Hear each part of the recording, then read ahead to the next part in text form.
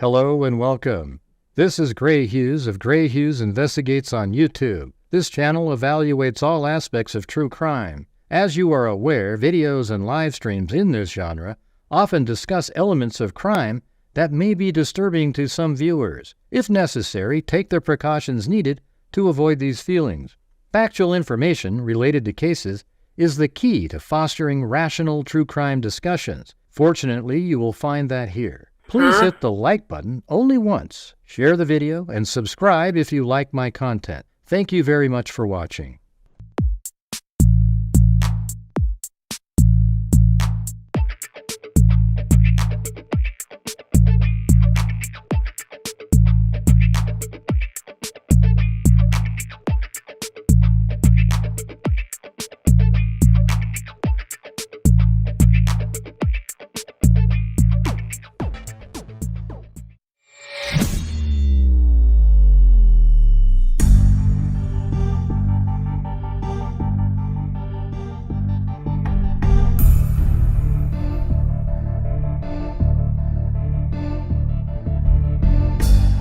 What's going on, freaks?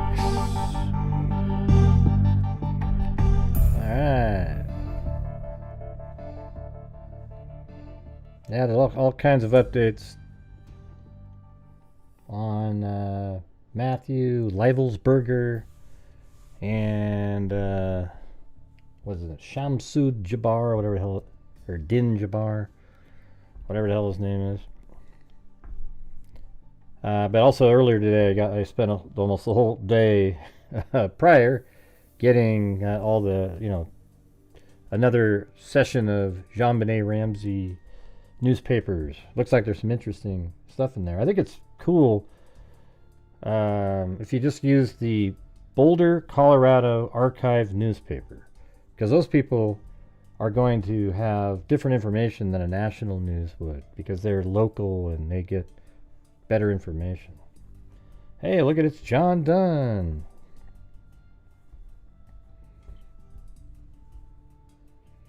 Hey, everybody. Got Daryl Jusko, Cindy J, John Dunn, Allie Cake, Nikki Zubs, Lisa Valenzuela, Jade, famous artist, Sonia with the super chat, thank you. Then Paulette Leonard, Big Bird 420, and there you go. I guess there might have been Angie Mortz up above there, Michelle Wood. Yeah. Alright, so, just like every other show, you guys, this show relies on your guys' generosity to help support the channel. So, hopefully, throughout the show, you guys have the ability to do that. Because, now, what was it? One video they said the other day. Oh, yeah. They actually demonetized a video because I played Taps, which is part of a software package that I bought. But somebody went out there and claimed Taps as their own material. What a joke. I mean, this whole thing is... And then they said, well, just do dispute it. And I go, well, it doesn't matter now. It it was a live stream. Nobody goes and watches it a week later. But anyways, you can see look at, you can see Chloe and Gracie in the background there.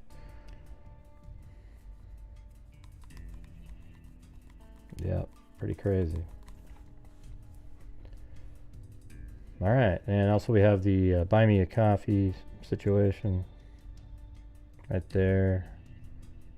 We're not doing phone yet, but of course whenever I put that up there, the troll with the unnamed member always calls in.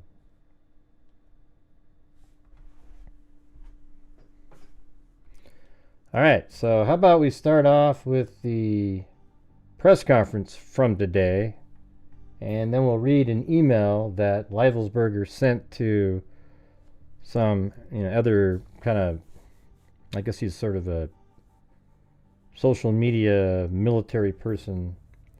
It's not, there's a bigger guy, a social media person who it was revealed on, but he's not the one that got the email. And it was, what was interesting is when I looked up the username, I found the word, Tesla was in there somewhere. Like it didn't really say why it was in there, but it was kind of interesting. All right. So I also boosted up the audio of the whole thing, plus all the questions I made louder so you can hear them. This guy does a good job of repeating questions, but you never know.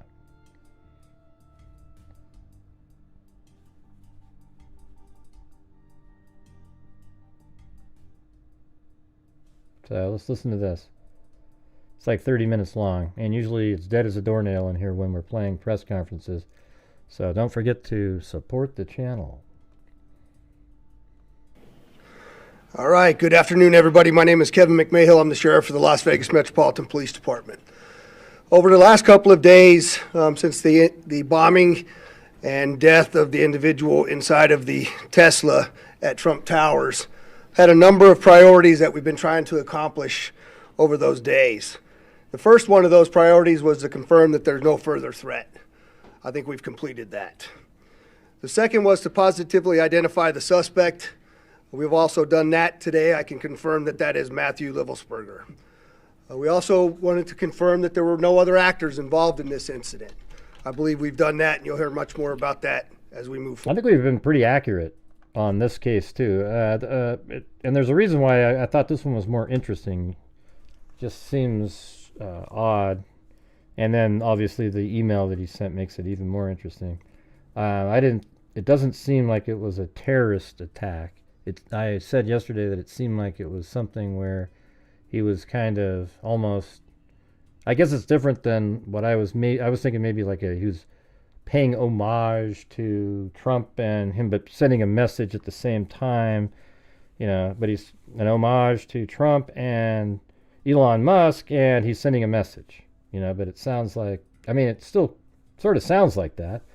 It just might be more that he was sort of didn't like the direction of the military or something, and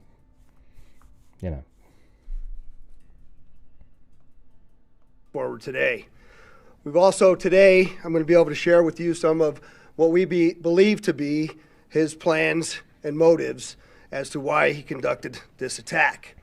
Now, before we go on, I want to just address a couple of things before we get too far along here.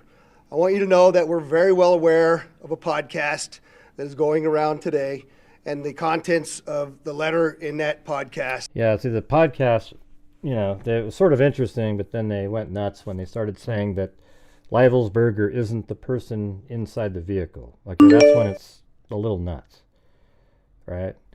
Well, the thing is, John Dunn, is he's a Trumper, but he didn't dislike Trump or Elon Musk. He just thought that'd be a cool place to do it because it would get a lot of recognition. But he wanted to make sure it didn't. I think he intentionally didn't want it to kill people, and he put fireworks in it. I actually think, I don't even know if he meant it to be a huge explosion like that. He probably just wanted to set off all the fireworks, and it wasn't even that huge of an explosion. So I don't know. It's just kind of a weird situation.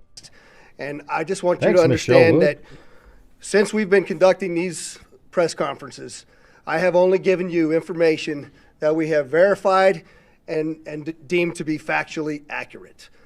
We've been aware of that document for a while now, and we still have not completely gone all the way through that and verified that entirely. We are in one of the two telephones and one laptop, so one telephone and one laptop that we still have not been able to get into.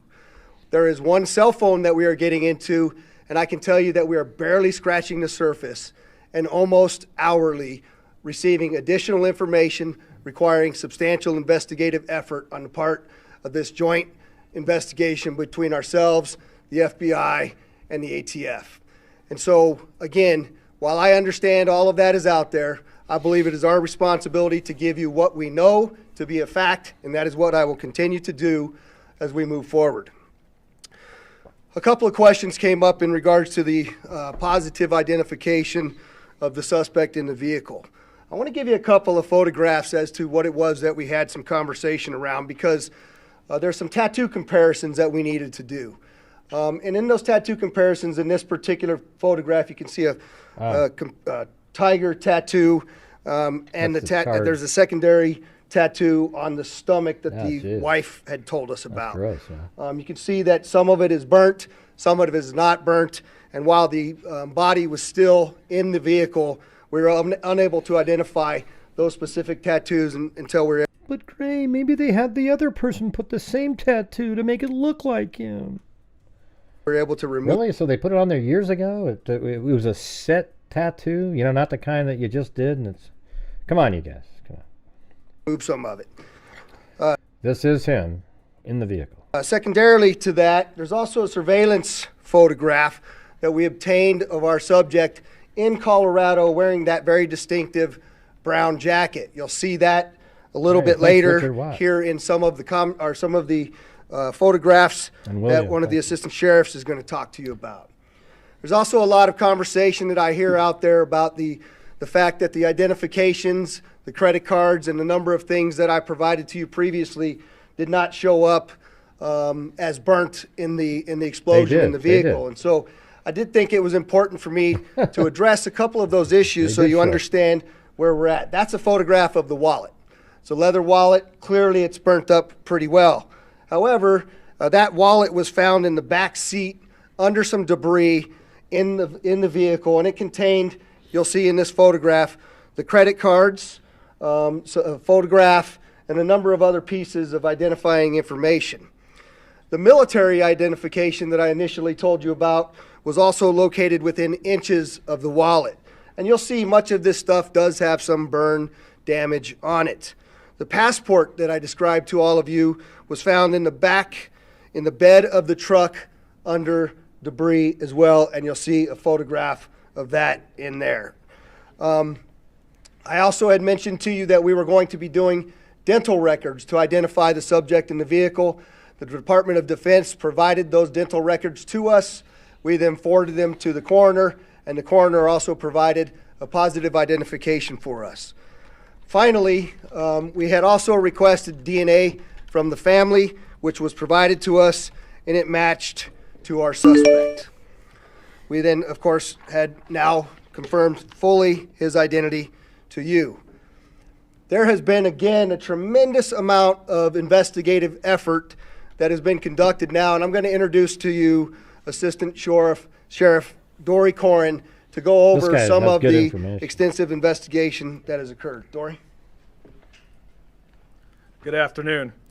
I'm Assistant Sheriff Dory Corin. I oversee our Homeland Security and Investigative Services group, which includes our counterterrorism unit that's been working around the clock on this investigation.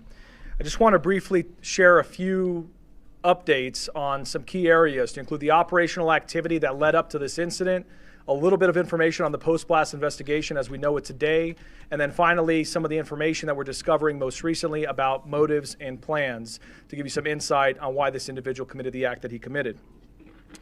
To begin, just with the operational activity, the sheriff yesterday talked about the route that the suspect took to get to Las Vegas. We used a lot of this information to be able to track down video surveillance footage around different locations, as well as financial records, as well as call data records, as well as looking at the Tesla charging stations to be able to determine exactly which route the individual took, but more importantly, that it was the individual that we've identified, as well as the only individual in the vehicle during the path that he took to Las Vegas. As you'll see here in this video here at one of the charging stations, there's just one example. You'll see our suspect here. He'll exit the vehicle. He'll walk around the vehicle at different times. At one point, you're going to see that he opens the door of the vehicle. He retrieves a coat. He puts that coat on, and you're going to see that at different parts to include the photo that the sheriff talked about just a few minutes ago. We use this video information as well as what I said earlier about the financial records in terms of purchases being made with different credit cards, call data records, a video canvas at multiple locations, trying to use all of that to corroborate that the individual that we've identified is the same individual that drove that Tesla during that route that we've identified to Las Vegas. In addition to that, we also talked about the phones that were recovered. There were 2 phones that we recovered from the vehicle. Both phones were damaged. We are still trying to access the data in one of the phones, but we have been fortunate in our team, which is second to none, has done a really good job accessing the data in one of the phones that was recovered. You can see the phone here in the vehicle. It's very burnt from the outside. You can see another image here.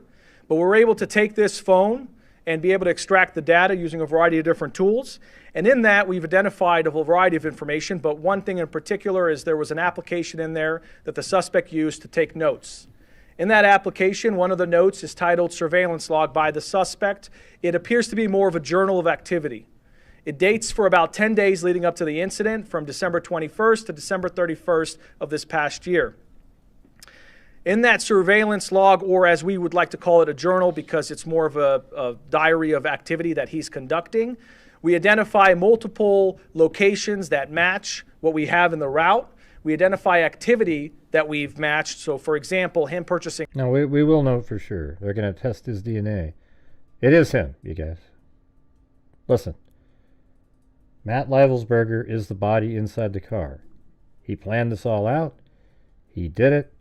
It's just the reality, okay? Now, you can go out and believe conspiracies and all that, and these special forces guys that sit around and, it's just so amazing how they get so much credibility. I appreciate their service and everything like that, but, when you sit around and you start telling people that that's not the body, it's the body's somewhere else, you're just, but the problem is even when it's all known and everybody realizes, okay, yeah, that's him, they don't ever get punished for it. These people out there that do these shows, it's crazy, man. Yeah, he did have PTSD, stuff like that. So, it sounds like he was a little out there. I don't know. But I can tell you this, that is his body there. They just showed you his burnt, his arm and the same tattoos on the body. And, what did you do? Go find some lackey somewhere and have him put the same tattoos you had on months ago so that they would cure. When you put tattoos on, they got the red. For a while, it's like a big, ugly mess scar. And then later, after, weeks or months, they look normal on you. So you had to wait all that time for the tattoos to look normal. And then you have this person get in your car and you shoot them and remote control the car into the area. And, but you went too, but maybe got out of the car at another time. And yeah, come on. Firearms, him purchasing camping equipment or other types of equipment that were used in this incident matched what our data showed in terms of the route and the video surveillance we were recovering along that route. Beyond the operational activity, I want to also get a little bit into the post-blast investigation. So make no mistake, this is a suicide vehicle-borne improvised explosive device, or short, it's a suicide VBID. We know also, as mentioned by the sheriff yesterday, there was a self-inflicted gunshot wound by the suspect. The coroner was very specific. In their examination, it was an intraorbital gunshot wound, which essentially means that the suspect put the firearm in his mouth and discharged the gun, and ultimately the round came out to the left side of his head. In addition to that, in terms of our assessment of the post-blast to confirm that he's the only individual involved and the only individual in the vehicle, we did a variety of video and photo comparisons to match the clothing. So if you look here... The thing is, this Desert Eagle, I remember in that show, what's it called? Reacher? Those freaking are mammoth, incredibly powerful handguns. So he isn't, it's not like he wanted to live by using that one. I don't know why he bought the other weapon, however. I don't know. Here, for example, this is a video in Las Vegas, and you're going to see in a moment here where he parks the Tesla truck. He comes out, and you're going to see some descriptive clothing that matches some of the other video that we've recovered along the... Yeah, that's interesting. You can kind of see him there. Yeah, man, the guy looks consistent with it, You can only see part of him, but that's just sort of, he's kind of a taller guy, it looked like.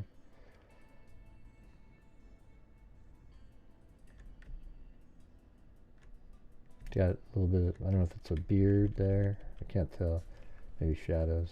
and samples as we get them. There's more information as we go through it. But in this video, you can see even the distinctive jacket that he is wearing in that vehicle.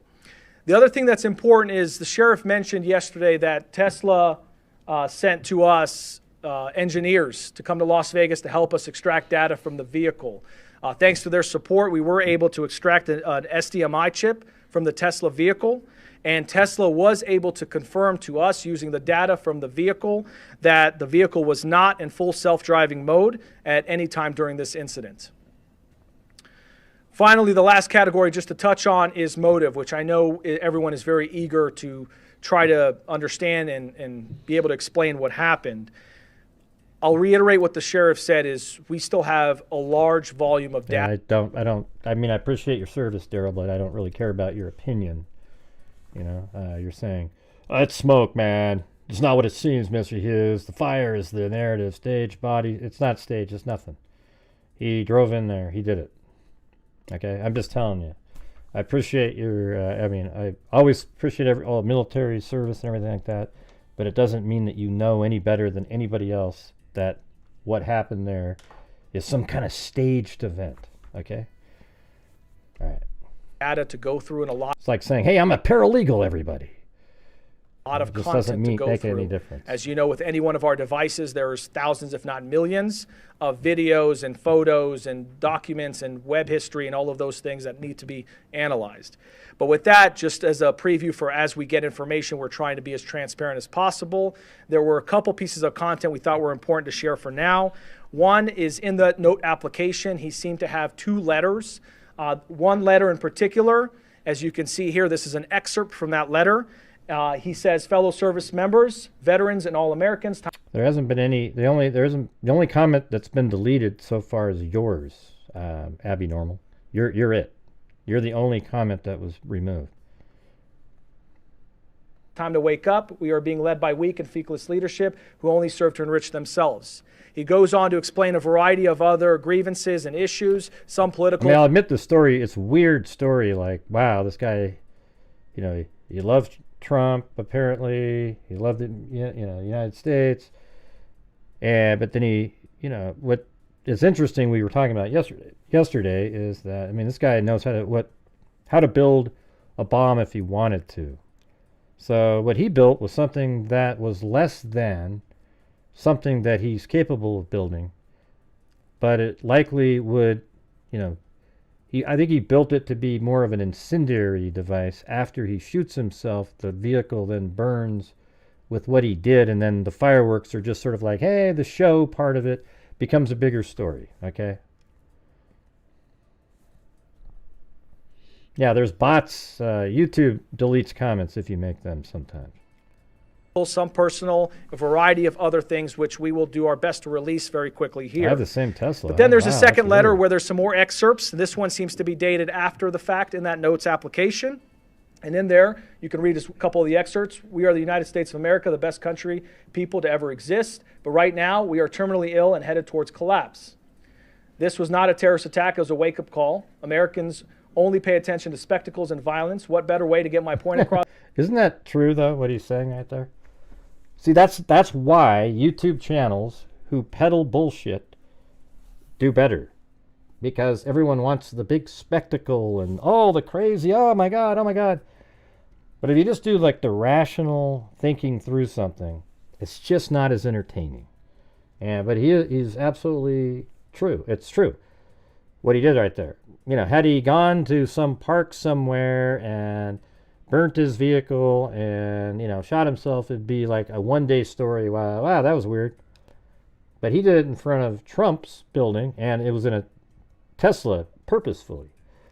And then had the fireworks and everything. Now it's still a story that everybody's talking about. See how that works? All right. Crossed in a stunt with fireworks and explosives. Why did I personally do it now? I need to cleanse my mind of the brothers I've lost and relieve myself of the burden of the lives I took.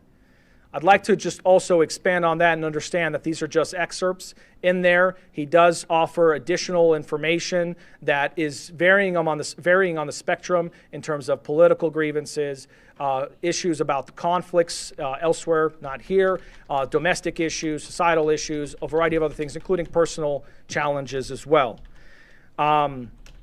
We are intending to release those initial letters so people can understand the best they can what the person's thought process was at one point in time. However, please understand there is still a lot more content to go through, and that may change. There may be a lot more information that we recover that explains either more or shows a change in mindset at different times.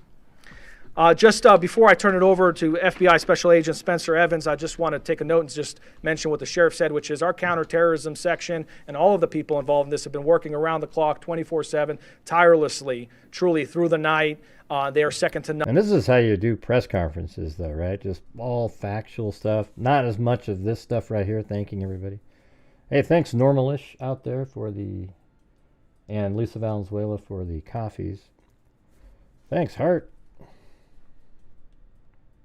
On, and we really appreciate everything they're doing. With that, turn it over to the FBI. Yeah, we know, Ryan. Yeah, I know. I explained that at the beginning. Good afternoon. My name is Spencer Evans. I serve as the special agent in charge of the FBI's Las Vegas division. And I have the email, Ryan, to go over later. So instead of stepping on the story that we're trying to, I'm trying to do a show here.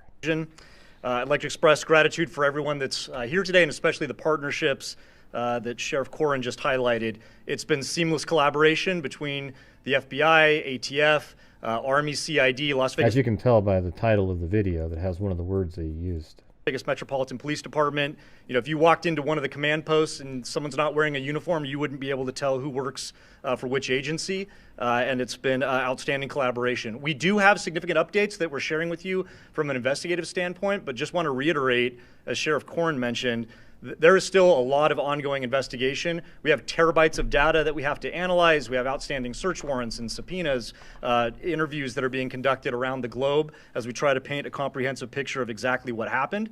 That being said, we do feel confident that we have a much better sense of how we arrived at the events of the 1st of January and additional information that we can provide. So I'd like to first begin by addressing some. Yeah, I watched some of that, Daryl. I don't know. He was getting way too conspiratorial on there. I don't recommend it. Okay, I don't recommend it. Something that continues to be widely speculated, whether or not there was any connection between what happened in New Orleans on New Year's Day and then the incident here in Las Vegas just a few hours later. Just to be clear, there is no evidence that these two events are connected. The only things that we have connecting them are incidental, what we believe to be coincidental similarities in that both vehicles were rented through the same service, that they were both subjects served in the military, that they both stayed at an Airbnb, things like that. We've identified no telephone. I guess I didn't really realize the Airbnb part of it. Yeah, so you got the Airbnb, you got Fort Bragg, but it's a huge military base. Almost everybody goes there at some point, 50% anyways. And then they were both in Iraq or Afghanistan maybe at the same time, not Iraq. And then also they used that Turo app to rent electric vehicles. Yeah, it's interesting. Somebody yesterday had a pretty interesting thought. They said that maybe there's somebody who sort of was seeking out these types of individuals who, they're not connected, the individuals themselves, but maybe they communicated with them, and that's why there's some overlaps, because that was what they said, hey, get an Airbnb, do this and this. And they're just kind of working these two, people for totally different reasons to go do something. I don't know if I think that that's likely now. I just think this guy's, kind of went off the deep end, has problems in his family, PTSD, all kinds of things going on. Or email communication between the subjects. No information that suggests that they knew each other. Hey, thanks, John Dunn, for the coffee. That they ever served in the same unit, that they were ever assigned at the same place at the same time and had interaction, and no witness interviews have corroborated or provided any information that the two events are connected in any way. In similar fashion, we have not identified any connection between this subject and any other terrorist organization. During the FBI's international investigation to date, as I mentioned, we have interviewed family members, friends, the subject's associates, and military members that he served with around the globe. Through these interviews, we've found that the subject held no animosity towards the president-elect. That's something that's also been reported. Investigative steps have discovered, and information from the Army indicates, that he likely suffered from PTSD, and we are also aware that there were potential other family issues or personal grievances in his own life that may have been contributing factors. Again, we're looking into. You know what I think? This is what I'm going to say right now. I think our country does such a shitty job taking care of our soldiers. And I don't think soldiers that are in war should have to pay a nickel for a thing, and I think they should get the best that our country has to offer in terms of, and I don't give a shit, those hospitals need to donate it, but you get the best doctors at all times for these people who put their life. I mean, it makes me angry. Like I get like almost teary-eyed angry. Like it's just, but you get these freaking illegal aliens coming over here, and they get free health care basically. All right, and they can go. They're going anywhere. Oh, we just do it for pro bono, you know. Well, our soldiers should get that, right? Everybody.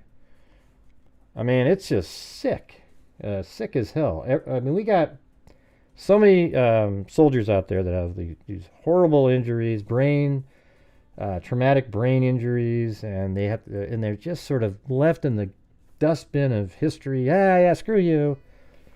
You know, just very little, just the sort of. You know, almost like a car salesman, doctor types. Yeah, oh yeah, here, take a couple of these. Yeah, you're fine. Yeah. It sucks, man. It's absolutely garbage. And it sounds like, actually, even the guy, you know, in New Orleans had some similar issues like that. Hey, thanks, Pauline Buckles. Anyways, it's just, you know, I mean, maybe if we did a little bit better job on taking care of our own, we'd see a little less stuff like this happening. I mean, quite a bit less, I would imagine. But, you know, if I think hospitals need to donate, you know, maybe they're subsidized a little bit to help offset if, like, they happen to be in an area where a whole bunch of soldiers are at. But they need to be treated better than anybody else. I mean, these guys put their lives on the line for our country. I think the same thing for, you know, I mean, I don't think police officers and firefighters have the same problem, actually. They have good health coverage, you know, through their unions and all that crap. But military, they deserve it. Is there anybody that disagrees with that? If you do, I'll see you later. Just let us know. We'll block you immediately. To all of that. All right. It's evident that the subject considered, planned, and thoughtfully prepared for this act alone. That's what we believe, and we have no information to the contrary at this point. The FBI has been able to confirm some of this through the utilization of video footage in public areas as he traveled from Denver to Las Vegas. We have video footage that shows that he is alone outside of the vehicle, and that corroborates, again, what Las Vegas Metropolitan Police Department footage has also shown. The FBI, as the sheriff indicated, facilitated obtaining DNA from a family member that was able to be conclusively matched to confirm the subject's identity. As Sheriff Corin mentioned, although this incident is more public and more sensational than usual, it ultimately appears to be a tragic case of suicide involving a heavily decorated combat veteran who is struggling with PTSD and other issues. Yesterday, I wanted to highlight, I mentioned a tip that was unverified that the FBI had received. Sheriff McMahon will talk about this. It's now, floating around there on podcasts. This is a tip that the FBI received after the bombing occurred that seemed to describe some of the personal grievances that the subject may have held. We still have not conclusively determined that that's from the subject, but feel confident based on evidence that we're uncovering on his devices that was in fact from Livelsberger. I want to reiterate that, prior to this incident, the FBI did not have any information on this subject. He was not Thanks, on a our blank radar. He slate. didn't have criminal history. There was nothing that we would have been looking into him for up until this point. Last thing I just wanted to highlight briefly is it's not lost on us. We understand that there were victims. While the subject himself was the only person that was deceased, there were several folks that were injured, and obviously any sort of incident like this has a traumatic impact on the greater community and folks that are rightly so going to be scared and concerned, and some people that were inconvenienced, and some that were taken to the hospital with injuries. We'd like to remind everyone that we're working with Las Vegas Metropolitan Police Department advocates, the Office of Emergency Services advocates, and the Southern Nevada Resiliency Justice Center to offer services to these victims. We recognize that there may be victims that are yet unidentified, so for those that might be suffering or otherwise impacted, we'd ask you to reach out to the FBI at 1-800-CALL-FBI. And in similar fashion, as we reiterated yesterday, anyone who has tips related to the subject or this particular incident, please call us at 1-800-CALL-FBI or submit a tip online at tips.fbi.gov. And with that, I'll turn it over to the Assistant Special Agent in charge from the ATF. You know, I got to just tell you, this Las Vegas Police Department is like, I mean, this is their video and their audio right from them. I mean, like, even that's good. You know, it's a little low, but you boost it up and it sounds right. Well, I guess what I could say is it was mono audio coming out of one side, but it's clear. And I made it so it's coming out of both sides stereo, and then I boosted it up maybe 6 decibels. And then I boosted up all the questions so that you can hear them. Of course, you get the shh in the background because you're basically going from a flat line. There was no waveform on the screen. And then you boost it up like 35, and then all of a sudden, oh, there's a waveform there. But you couldn't see it. That's how quiet the questions are. Kenny Cooper.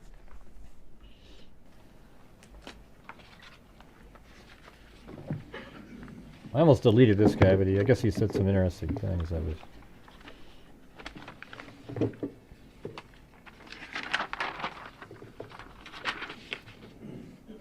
Good afternoon, everybody. My name is Kenny. No, he just had some, you know, political grievances. There's probably a whole bunch of stuff, Ryan. I don't know if you've been following the case at all. You seem like you're just kind of trying to do the conspiratorial questioning angle.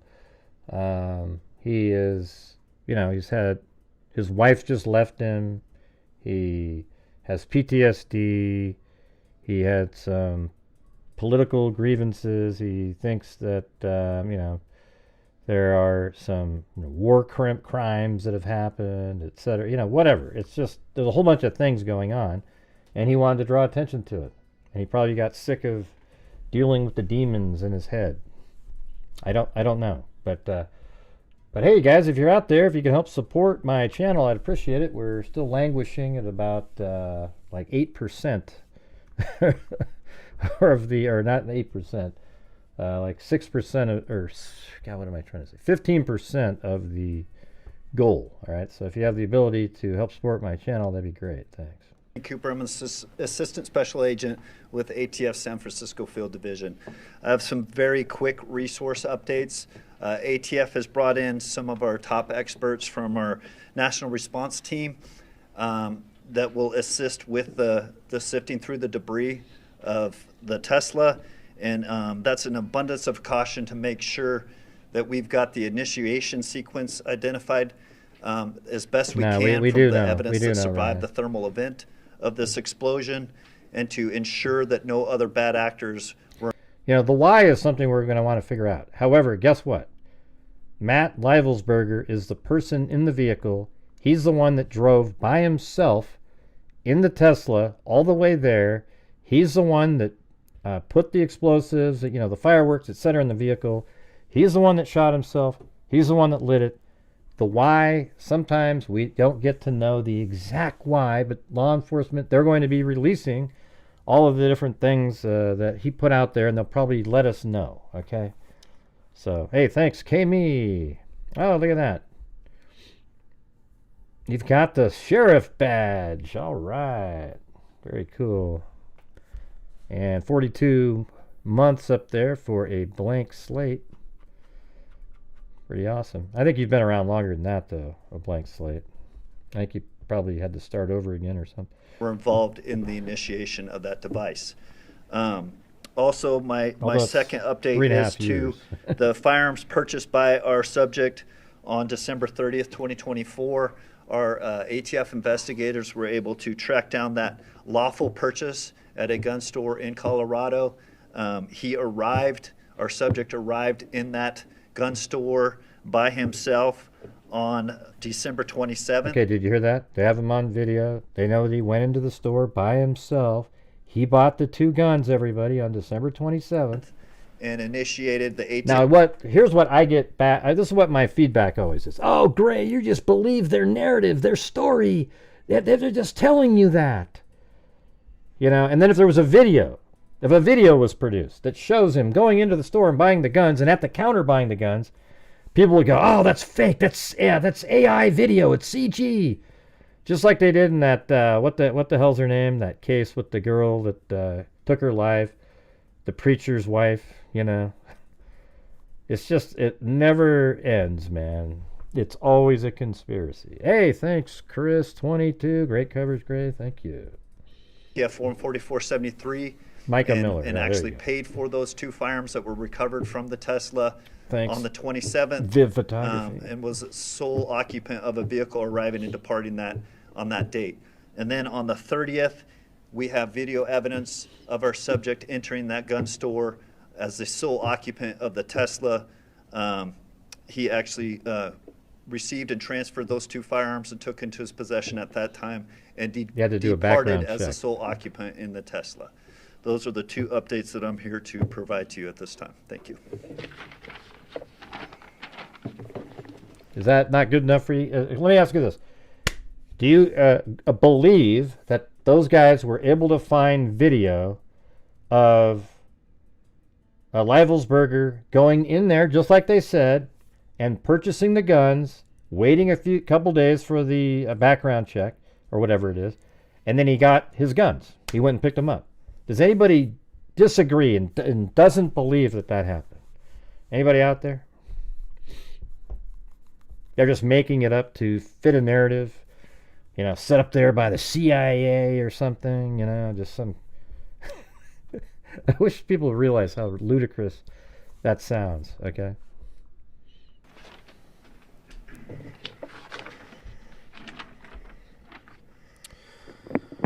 All right, with that, we'll entertain a couple questions. If you could, please identify yourself, and we'll go from there. David? David Charles, KLAS TV. Thanks for taking my question. Sure. 2 quick questions. One, the video that you showed of him with the Tesla was able to extract that for you from the device, from the car. The video you showed him walking around and at the charging stations. Yeah, so let me just, the question was, can we, the video that we show, sorry, I was standing back there, so I wasn't sure which one you were looking at, but the question is, the video that we showed at the Tesla charging stations, who provided that to us? I'll let Dory answer that. Without getting too far into the technicalities, there are various components in there that were retrieved. The SDMI card, it was not where the video was retrieved from. That was where we got the data to be able to determine that it was not in self-driving. Yeah, you haven't heard it yet because I haven't got to read the email. I'm doing this first, then I'm going to read the email, you guys. Mode. However, Tesla did provide and helped our team be able to recover the thumb drive that records other types of data to include video. Yeah, that's what he looks like. You know, he has clean shaven look and he's got the beard look. That's him. Over the thumb drive that records other types of data to include video by the Tesla. Wait, but Gray, why does he got a yellow shirt and then he's got a brown? Well, because it's a different time frame. It's a different place. And even if it wasn't, he could have taken it's right there underneath that, right? Kingman, Arizona. Second question is about the detonation. There's a lot of questions. How was he able to die by suicide and set this off? Can you just in very basic terms explain how that could happen to kind of stop these conspiracies that he's not? Yeah, so the second question is how are we able to explain the detonation versus the suicide? And we just believe it to be simultaneous at the time of the detonation. But again, that's why the ATF's bringing in the... I think it's just sort of obvious. I don't know why people get so... It's like, oh, how can he do that? How can he do that? He lights something, shoots himself, And then it goes on and does what it does. It blows up and the fireworks start going. You know what I mean? Like, what's confusing about that? It's bizarre. It's like the SABTs from outside to look at what that sequence was for the initiation of the explosion as well. And, you know, it's very difficult to see inside of those Teslas, even with the camera angles that we have. And so we still remain challenged on finding some of that exact timing on all of that. Go ahead. Hi, Stephanie Price, Fox News. Hi, Stephanie. Hi. We're seeing reports that he had another alias as Matt Berg and went on a TV show in 2013. Have you guys been able to confirm that? I'd like to see that TV show. Has anybody seen that? So the question is, if we knew of a alias of Matthew Berg and he had been previously on a television show, we've seen that reporting but have not verified that reporting. Behind you. That's Kevin Knives with NBC News. How would you describe his state of mind in these final days, given everything that you read from his notes app and the manifesto that you see that you referenced going around in the podcast? Have you guys been able to rule out that it was not from him, or is it still up in the air that it could have been from him? I think it is from him. Hey, thanks, Herbert Landscaping, for all your landscaping needs in upstate New York. So the question is, how would I describe his state of mind in the manifesto that was described on the podcast?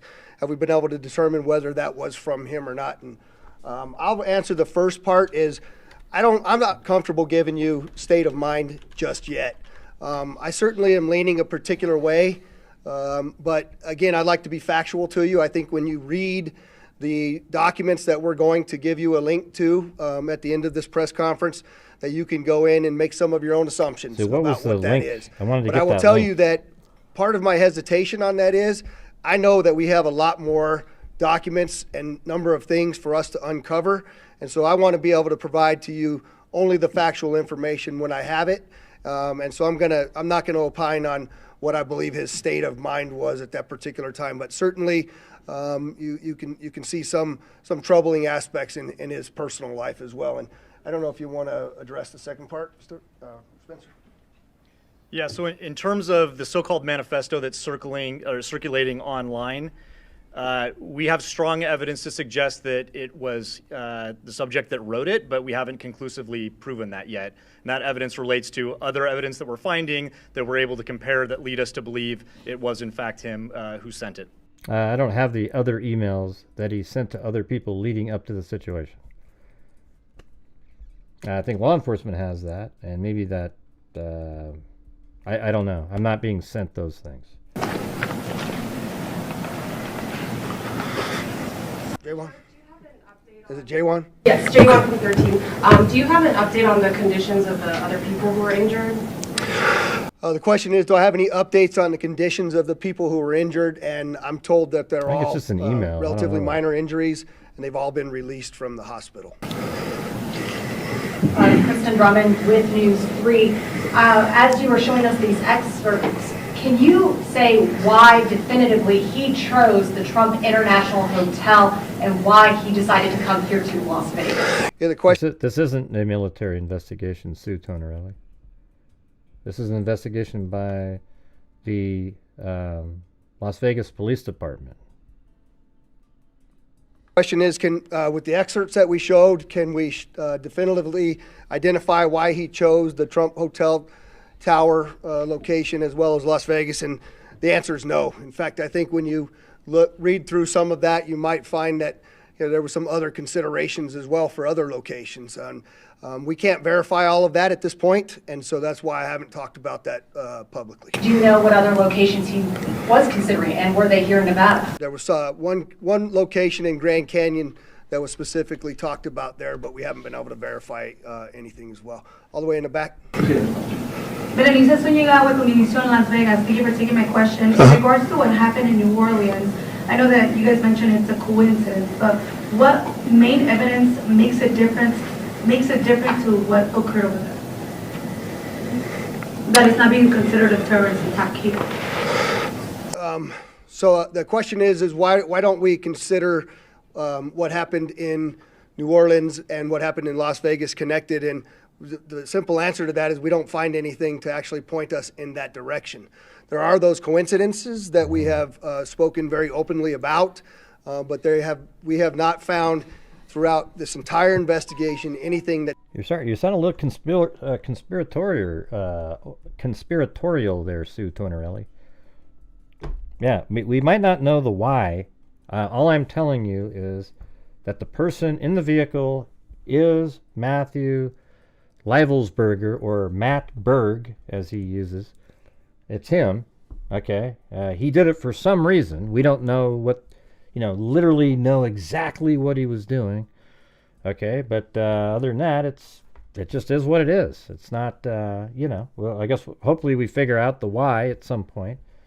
But let's not joke around and, be ludicrous and start talking about, oh, it's not him, man. It's not really him. He was being harassed, so he tricked somebody else into tattooing the same tattoos in exactly the same place months ago so that it could heal. And then when his body was found in the car, it would look like it was him, but it really was. I mean, that's insane, okay? Like insanity thinking. That ties the two attacks directly together. I know it's more entertaining. I'll give you that. And I call to the Las Vegas Tribune Journal. I had a question. Were you guys able to identify the type of explosives that were in the vehicle and where we would be able to find those? So the question is, were we able to identify the types of explosives that were in the vehicle and where I'm sure they'll look into he it. was able to find those? There's a mortar-type fireworks in the back of the vehicle, some camping fuel, and we do know that it looks like from that document that we're going to provide to you that he may have stopped outside of a location. Because they had people that were picking up the... I know why, Zozo.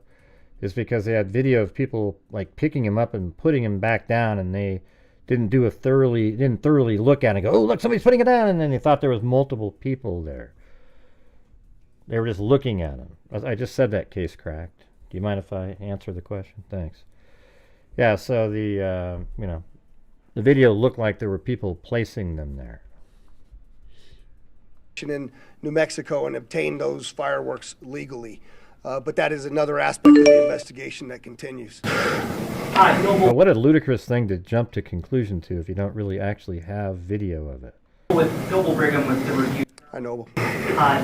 We know what he had, Sue Tornarelli. You can believe the conspiracies if you want to. You will not have a good time watching here, though. I can tell you that.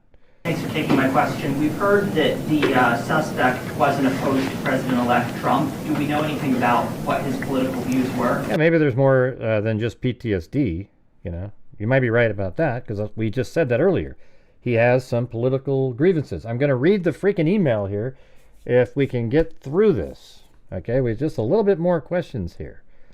All right, but we're currently way behind on tonight's goal, so if you guys have the ability to help support the channel, that'd be great. We're currently at 1/5.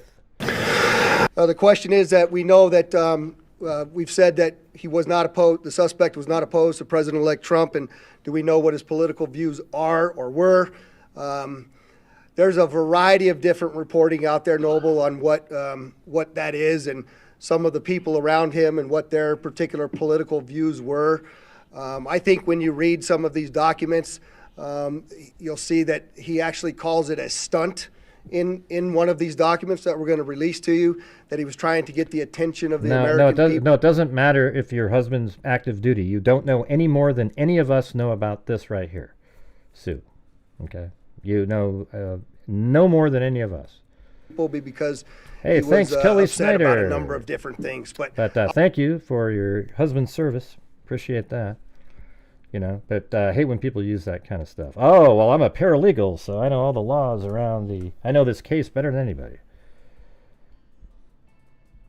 Yeah, so all I'm telling you, Sue Tornarelli, is I don't mind. We agree, actually. We actually agree. I just read what you said a minute ago, and we agree. Hold on a second.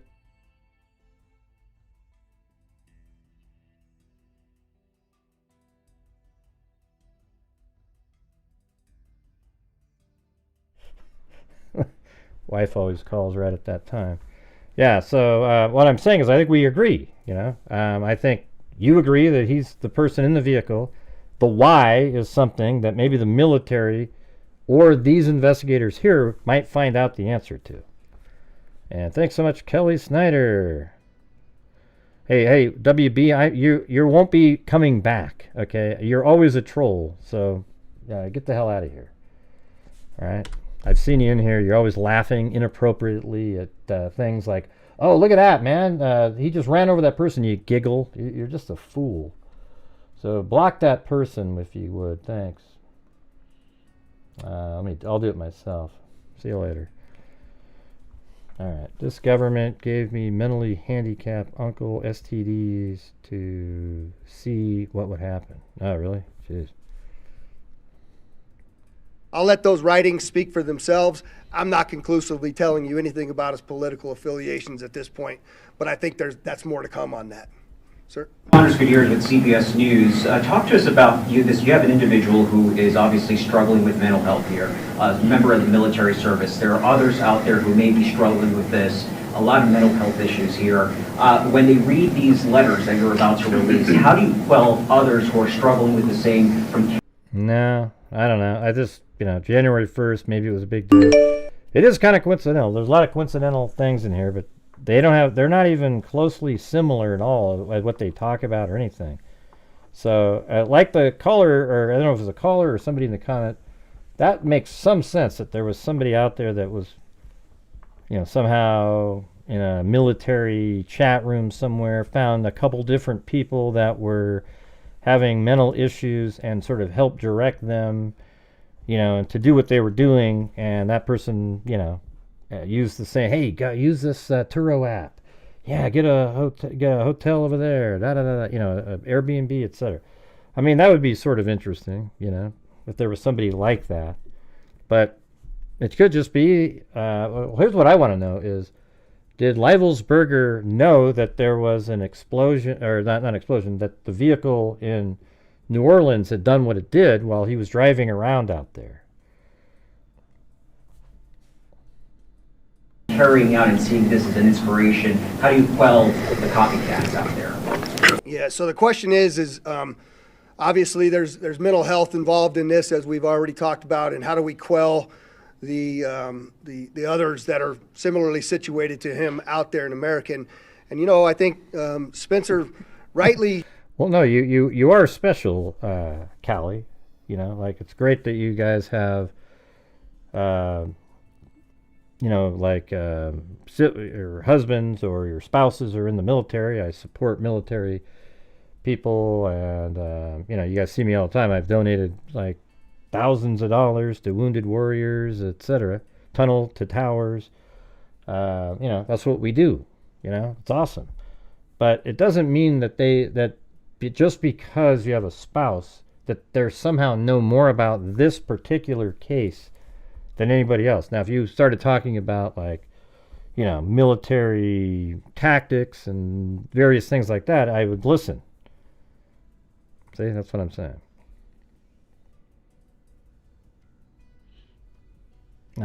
We know a bit more because, yeah. But that doesn't mean you know more about this case right here, is what I'm trying to say. But you don't have to take off. Just hang out, Sue. No big deal. No big deal. And let's just not try to create a big drama situation in here, okay? Let's see. Right, I think you guys are special as spouses. I agree with Sue Tonarelli there. I didn't agree with how Callie wrote it. I'm just saying you don't have inside information on this case, is what I'm trying to say. I think that's what Callie was saying herself. All right. We talked about this for a moment is what you can tell by looking at this, that PTSD from a highly decorated United States currently serving military individual, from what I'm told was 5 tours of combat, obtained some of the highest awards you can get. It's not much different, quite frankly, than the reasoning why we started our wellness bureau here at Metro and taking care of the heart, mind, body, and soul of the people that are out there doing this work, because they're exposed to things, they see things, they hear things, they feel things, and they smell things that most normal people don't have to do. All right, well, sorry if I made you feel bad there, Sue Tonarelli. I was just to me, I just, I think these investigators here are doing an amazing job, and I feel like the military will probably step in, maybe they'll give some more information, but they might not ever give us information because the military is sort of notorious for not giving any information on cases that they're looking at, especially if it shows that this Matt Livelsberger had PTSD that they just continually didn't help him with over and over and over again. They don't want to look bad. And the heroes that are serving in the military and on the front lines of America's policing are challenged that way. And so I think, we need to really pay attention to those individuals, pay attention to what mental health in America looks like. And I think this is just one more incident that brings that to the forefront of where it is that we are in talking about these types of things. Yeah, not this type of thing, Kayla. Video AP. Thanks for taking my question. This isn't one of those situations, though, Kayla. If it was about like something that happened militarily, I would agree with you, but that's not what's going on here. Sure. Do you know why he chose a Cybertruck? Was he trying to send a message, considering who the CEO is? And then, just really quickly, could you confirm if the podcast you're talking about is the Sean Ryan podcast? The Sean what? Is it the Sean Ryan podcast? Is that the name of it? Yeah. So, can I tell you why he chose the Cybertruck? And why do they do that, Sue? Is it because of like PTSD, things that they saw, guilt over what they did while they were there? I mean, what is it? Because you know what's weird? I think it's strange how I don't think the World War II veterans took their own lives at the same rate. I could be wrong. If you guys know the answer, but it seems like in the current military, it's worse. And I bet you back then, I would imagine that back then, that every one of those like World War II veterans were treated like heroes wherever they went, and were, got the best medical care that was available back then. And it could also be that people died from the same sort of injuries that we really try to keep people alive with now, and it's hard to live with those things. What do you guys think?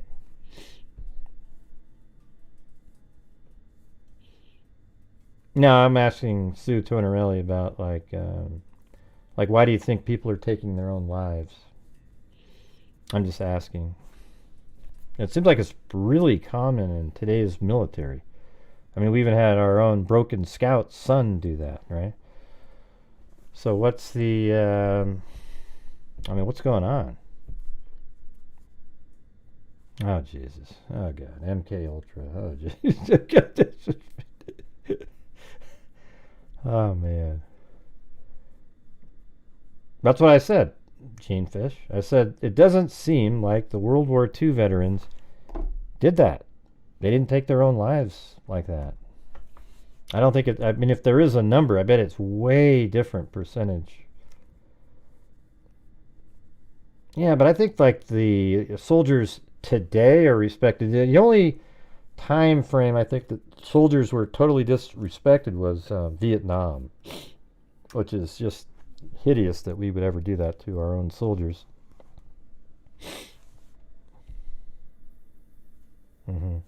Yeah, let's just play the rest of this. Truck is the first question. No, not really. I haven't been able to find anything definitive about it. Secondly, is it the Sean Ryan podcast? And yeah, that's the podcast that I'm referring to. And I'm sorry, there was one more hand over here that. Go ahead. Tannenbaum, Chapter 13 here in Las Vegas. Has there been any more speculation, more understanding on why he chose the route that he chose? Obviously, coming from Colorado, you can go through Utah. That's a more common way to hit the 15. Any more understanding when we're thinking about all the different potential sites that he could have chosen for this? So the question is do we know why he chose the route that he chose? I don't think we can tell you we know why he chose it, but I can tell you that there's some writings in those documents that we're going to release to you that he mentioned going to the border as well as going to the Grand Canyon. Right. Now, where are those documents? I want to see those ones. They were supposed to release them today with a link. I called over there. It took forever to even try to figure out. Hey, thanks, Lisa Holland and Paul, for the coffees. So we continue to look through all of the available evidence to help us answer that question better. And with that, I'd just like to, again, thank you all for the great work you're doing in helping us get this story out. And obviously, as we get additional information, we'll push it out to you. Thank you very much.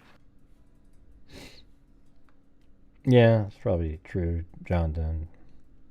But it's pretty brutal over there, too. I mean...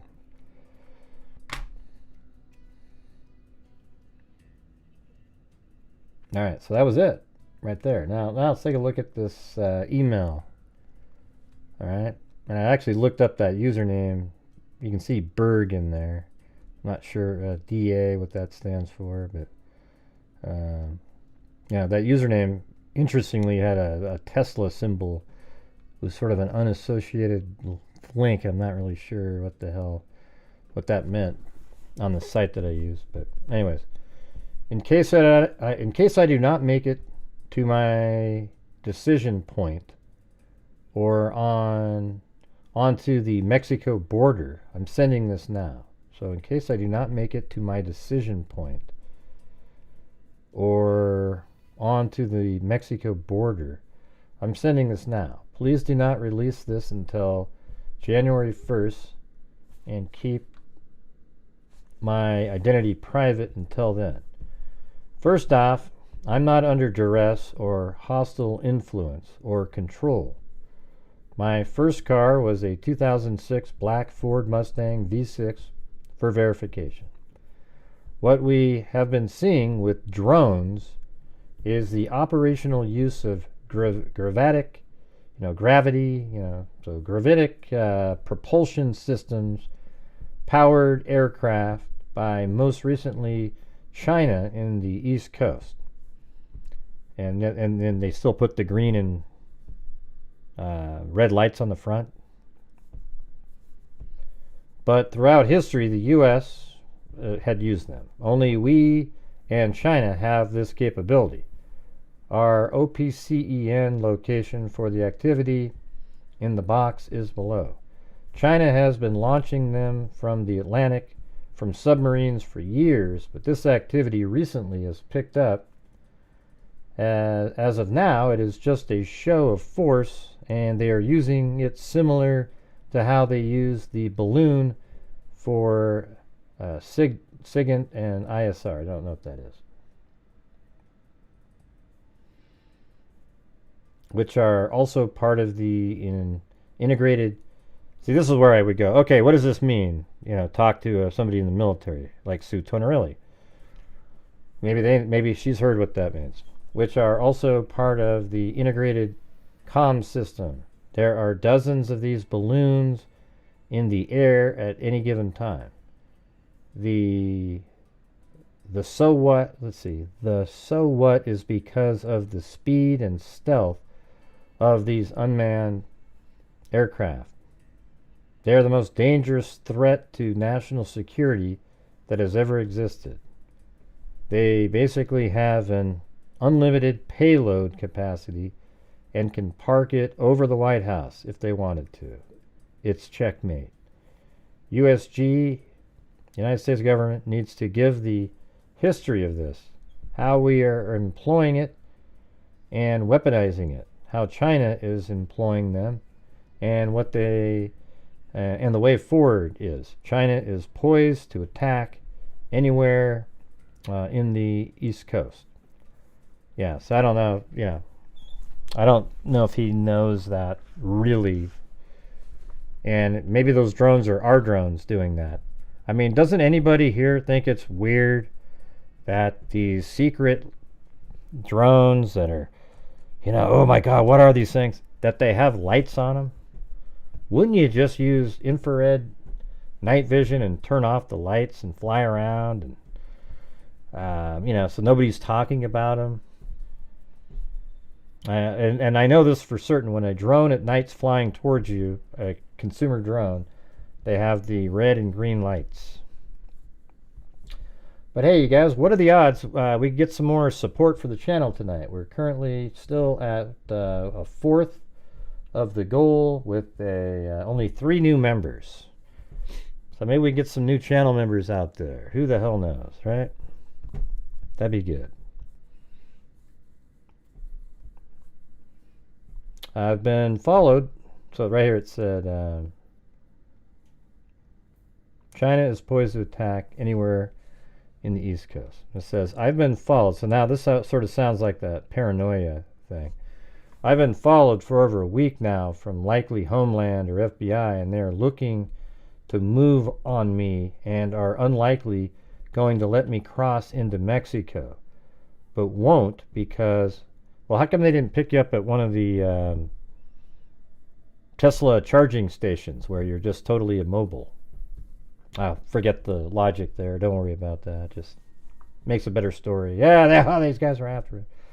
But won't because they know I'm armed and I have a massive VBIED. I think that's his vehicle. Vehicle-borne improvised explosive device. Is that what that is? I've been trying to maintain a very visible profile and have kept my phone, and they are definitely digitally tracking me. Definitely. I have knowledge of this program and also war crimes that were covered up during the airstrikes in Nimruz province, Afghanistan in 2019 by the admin DOD, DEA, and CIA. I conducted targeting for these strikes of over 125 buildings. 65 were struck because of CIVCAS that killed hundreds of civilians in a single day. USFORA continued strikes after spotting civilians on initial ISR. It was supposed to take 6 minutes and scramble all the aircraft in CENTCOM. The UN basically called these war crimes, but the administration made them disappear. I was part of that cover-up with United States Forces. I don't know what that stands for. USFORA, an agent. And then there was a guy blacked out right there of the DEA. So I don't know if my abduction attempt, what abduction attempt, is related to either. I worked with Jen Miller's IO staff on this, as well as the response to Bala Murghab, AOBS commander at the time, can validate this. You need to elevate this to the media so we avoid a world war, because this is a mutually assured destruction situation. I don't know. See right there, what is he talking about? Like what? That sentence right there, what is he referring to? Just the drone part up here, or this thing? For vetting my LinkedIn is Matt Berg, or Matthew Livelsberger, an active duty 18Z out of 1-10. My profile is public. I have an active, he's a pretty high ranking, tier 1 operator individual. But it's interesting because even on that show, like SEAL Team, with the guy that used to be on Bones, that's kind of what last season was all about. The last season I watched was having traumatic brain injury, and how like the military treats you like crap as soon as they find out that you have that, so you almost have to pretend you don't have it. Not to say that the show, I think the show is based on the facts.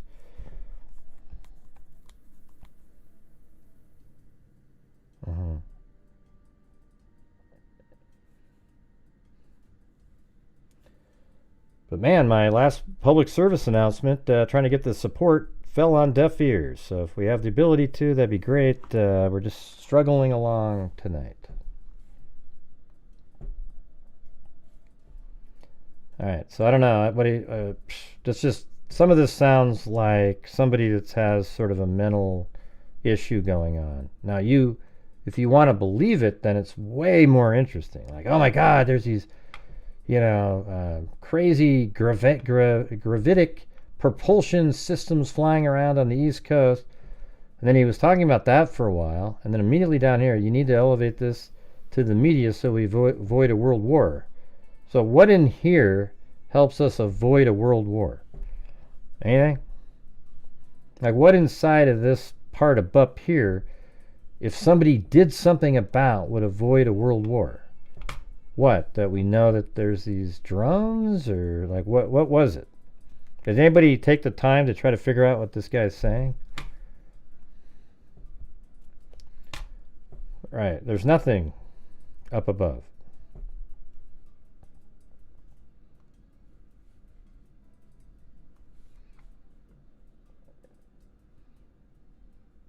I don't know. Is that really what that's really what it is? That is the drone, they can be anywhere, and they can have any payload, and then he switches topics, and then he says that again. I don't know, man. It just sounds, the guy sounds like he's a little off at this point. I think everybody knows that in their heads. They just are kind of hoping it's a really crazy story. I mean, next thing we know, we'll probably have the Roswell incident connected somehow, and right, so if both sides had them, then why wouldn't that be mutual assured destruction, where it would avoid World War III? All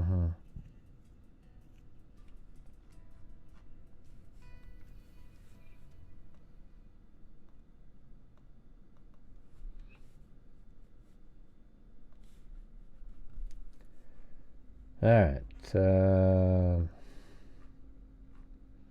Says family of Cybertruck bomber Matthew Livelsberger says he was skilled enough to take down an entire Trump hotel. Yeah, and he didn't. So what it means is that he intentionally did not. See, here's what's going on here, is the fact that it didn't take down the hotel, people think it's not him, instead of just going, well, no, he has the ability to do as much damage as he wants, so he decided not to do that. If he had built a bomb in that vehicle that would take down Trump Tower, he wouldn't have needed to shoot himself in the head. Does everybody understand that? Like, he shot himself in the head because the explosion amount possibly could have, he'd still be alive for a while. You know, had some damage, but been on fire and feeling pain. He didn't want to do that. And he wasn't...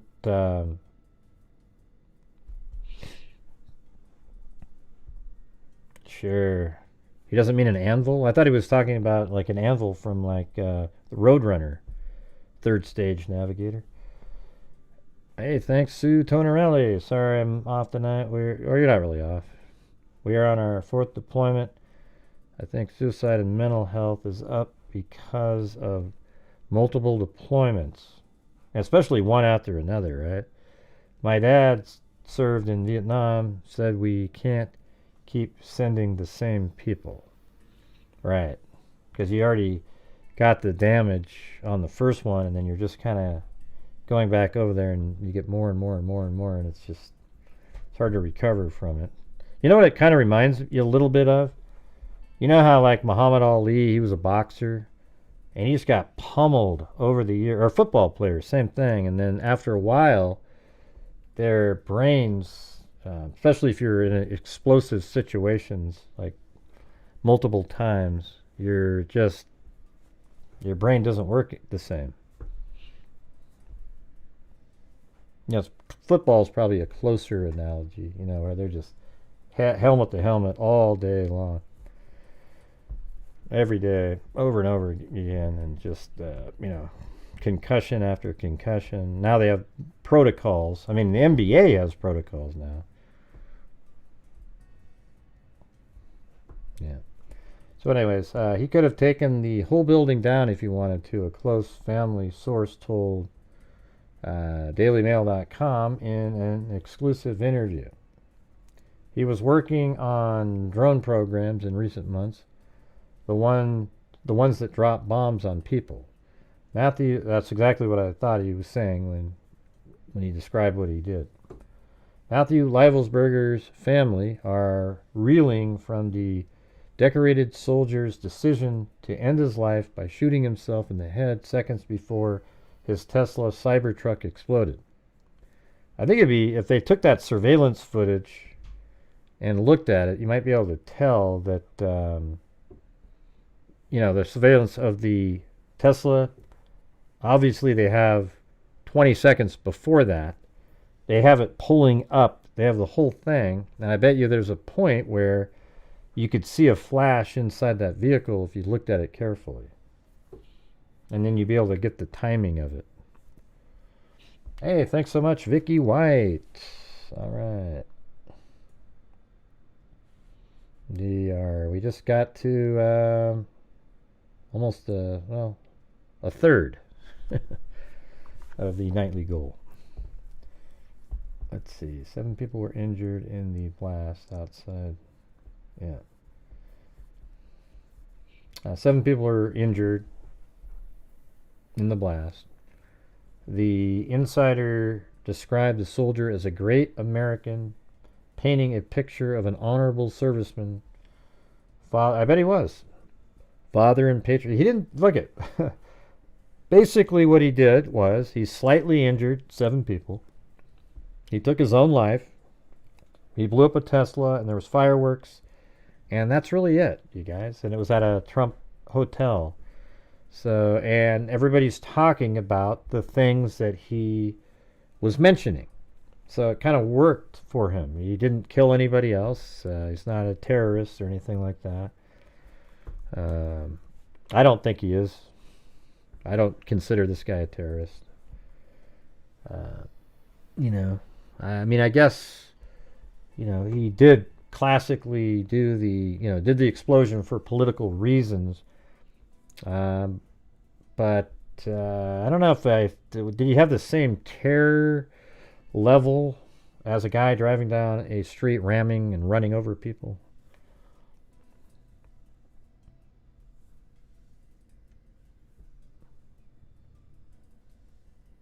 Yeah, oh well. It says, the insider described the soldier as a great American, painting a picture of a honorable serviceman, father, and patriot who was devoted to his job as an expert operator in the Army Special Forces. Let's see, he loved the military. He joined straight out of high school, the sources told dailymail.com.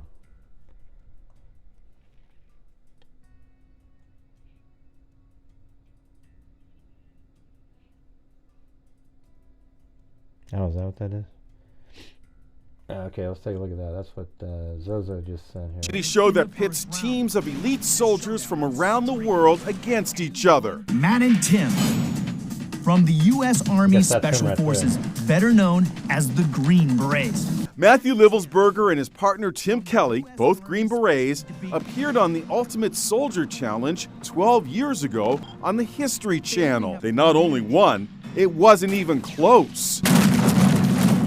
For television, they always try to make it a little bit more competitive. Of his name, Matt Bird. So it took Tim Kelly a while. So why was he using a name like that officially back then? That's weird. To put 2 and 2 together. And then I saw a Matt Berg with a older photo of him. Dude, I know the way. Did expect. Oh man, I got heat exhaustion, man. I need to take this off right now. Tim Kelly says he hadn't heard from Livelsberger for a few years. It just had a gore. He was universally valued by his team, by his peers. I don't understand. It doesn't make sense, and it is just horrifically heartbreaking. Yeah, crazy. Jeez. He took on critical roles in intelligence and security throughout his career, at one point even working protection for the U.S. ambassador to Congo, according to relatives. I mean, does he just looks like one of those guys, right? I mean, jeez. That's crazy. And if you were going to put like a central, like Trump always says, central casting for a special forces, that's the guy right there, right?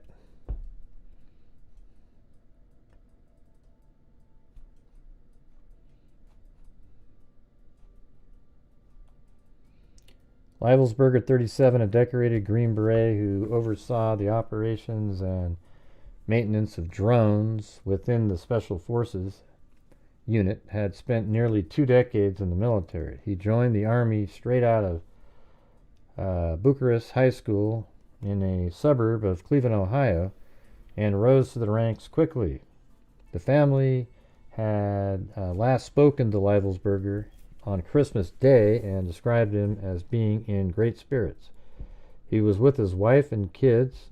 This is Christmas Day. He had plans for the future, the source said. I know he had his demons, but we are all shocked. Livelsberger, an Afghanistan veteran, had recently accepted a role as a remote and autonomous systems manager. See, that's what that means. You know, meaning a remote and autonomous systems manager. I think that's why I was saying it had something to do with drones. And then somebody said, no, it's something about, you know, automated systems for, you know, and it's like, I don't know. That doesn't sound like something...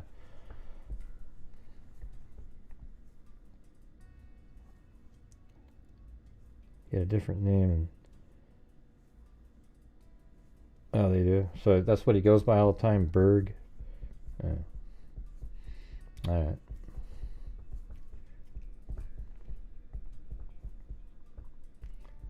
The family source said he had been working on military drone programs in recent months. He had been working on drones, the ones that drop bombs all around the world, the insider said. This picture right here is sort of iconic. Like this one right here should win some sort of award. I mean, look at this thing. The Tesla, Trump Tower, and, you know, it's crazy. Not that it's some great thing. It's just it's a you know, it's a pretty amazing photograph.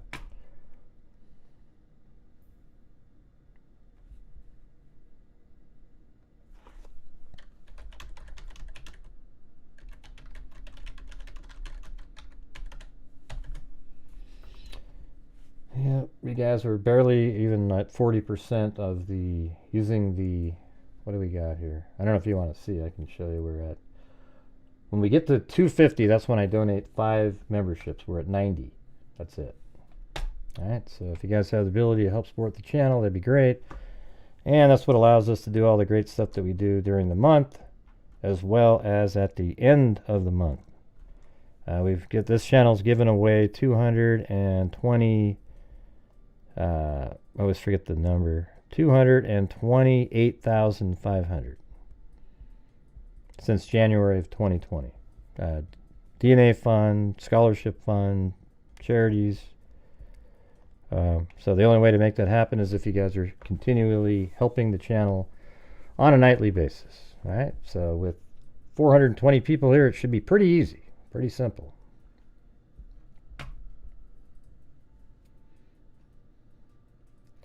He had been on break from duty, which allowed him to return to the U.S. Livelsberger's body was burned beyond recognition in the explosion and was identified through his tattoos, Sheriff Kevin McMahill said on Thursday.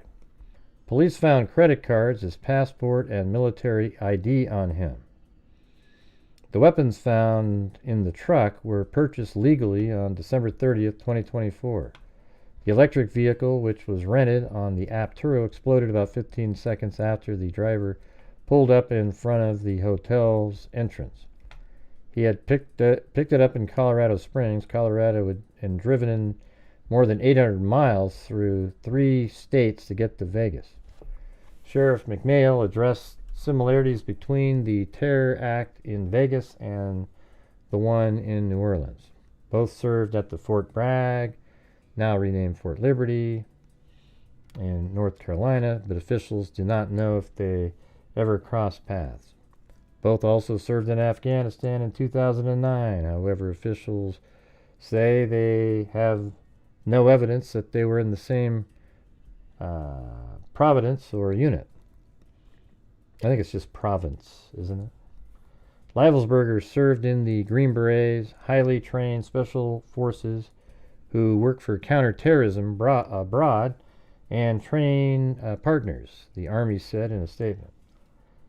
He had been in the Army since 2006, rising through the ranks with a long career of overseas assignments, deploying twice to Afghanistan and serving in Ukraine, Kazakhstan, Georgia, Congo, and the Army said. That says Livelsberger was awarded 2 Bronze Stars, including one with a Valor device for courage under fire, a combat infantry badge, and an Army Commendation Medal with Valor. I mean, so this guy's like a, kicked ass.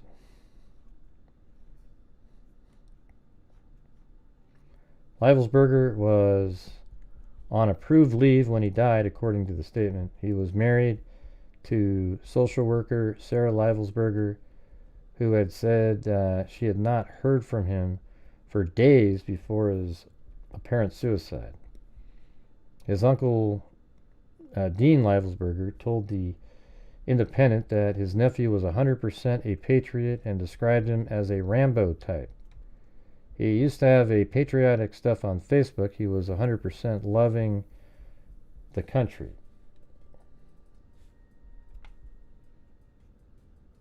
He continued. He loved Trump, and he was always very, very patriotic soldier, a patriotic American. It's one of the reasons he was in the Special Forces for so many years. It wasn't just one tour of duty. Videos showed a tumble of charred fireworks, mortars, canisters, and other explosive devices crowded into the back of the pickup. The truck bed walls were still intact because the blast shot straight up through, then to the sides, and they say because of the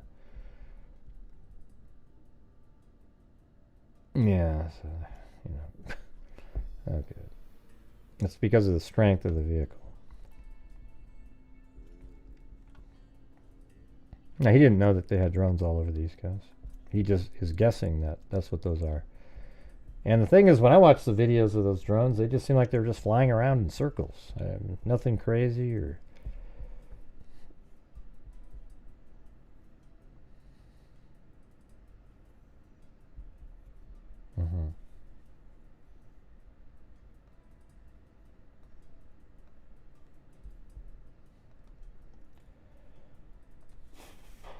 Let's see. There's another one. This is from Newsweek. It said, neighbors said Matthew Livelsberger, named as a suspect in the New Year's Day Cybertruck explosion outside Trump International Hotel in Las Vegas, seemed normal. Why it matters. Livelsberger was a 37-year-old U.S. Army veteran who officials believe shot himself in the back of the head. No, he shot himself in the mouth. I don't know where they came up with this one. That's just conspiratorial, like waiting for something. Wow, who shoots themselves in the back of the head? No, he shot himself in the mouth, and it went out the left side of his head. Before the car burst into flames on Wednesday outside the hotel, the local sheriff said the body inside the Cybertruck was burned almost beyond recognition, and authorities still don't have a 100% confirmation that it's Livelsberger. The incident is being investigated as a potential terrorist attack. The investigator currently trying to establish the motive and whether it could have been politically motivated. What to know? Cindy Helwig, a resident in the Colorado Springs townhouse complex where Livelsberger lived with his wife and child, told the Gazette that she was shocked. He seemed like a normal guy, she said. His wife is awesome too. I never expected anything like that. I would never have thought it would have been him. Helwig said the neighborhood is typically quiet and peaceful. This is a good neighborhood. You never have issues, she added. I'm a little worried now. I hope things get better. Neighbor Kenny Mack said she would see the family at homeowners association meetings. They seem like good people, Mack said. They're a normal young couple with a family. They always have their windows open. They're in and out with their dog. Doesn't seem like they're hiding anything. Another neighbor described Livelsberger as quiet but polite. However, Stacy Wilsons, a close friend of Livelsberger's ex-wife, Sarah, offered a contrasting depiction of the U.S. Army veteran, describing him to the Gazette as bizarre and unhealthy. She was trying to get healthy, and he would mock her, Wilson said. He preyed on her, adding that the couple who divorced in 2018 were polar opposites. Thanks, Jim Lawn. Been a tough one tonight. Dean Livelsberger, uncle, told the Independent that his nephew was very patriotic, loved President Trump, and was a super soldier. What people are saying. Las Vegas Mayor Shelley Berkeley on X, formerly Twitter, after the Cybertruck explosion at the Trump Tower this morning, law enforcement has confirmed that there's no active threat to the community at this time, and this appears to be an isolated incident. I guess it's just still under investigation.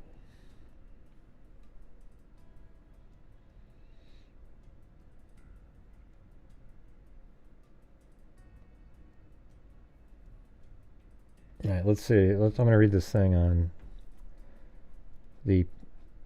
I don't know if I want to do the whole thing, but I guess it's the PTSD. Maybe I can do part of it up to here or something. So it says, post-traumatic stress disorder is a mental health condition originating from a past traumatic event. Reactions that occur during and after trauma are typical, but when symptoms continue well after the event has passed, it may signify a person has PTSD. The brain works in complex ways to keep a person safe. Experiencing trauma can alter the structure and functions of the brain even long after traumatic event has occurred. Continuing to experience debilitating fear, flashbacks, or extreme stress without any actual danger is post-traumatic stress. PTSD affects the brain by taking memories of past traumatic experiences and applying them to current or future situations that pose no actual threat.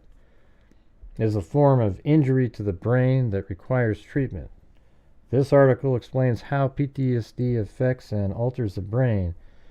It also explores the treatments available and how to navigate recovery. PTSD is essentially the brain's alarm system becoming overly sensitive from experiencing a post-traumatic event.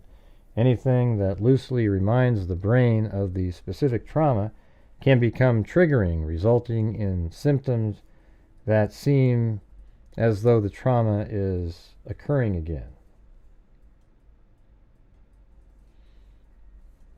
It is important to know how the brain works to understand how PTSD affects it. The National Institute of Neurological Disorder and Stroke, NINDS, describes the brain in three parts: the forebrain, midbrain, and hindbrain. The forebrain, this is the largest part of the brain, containing the cerebrum.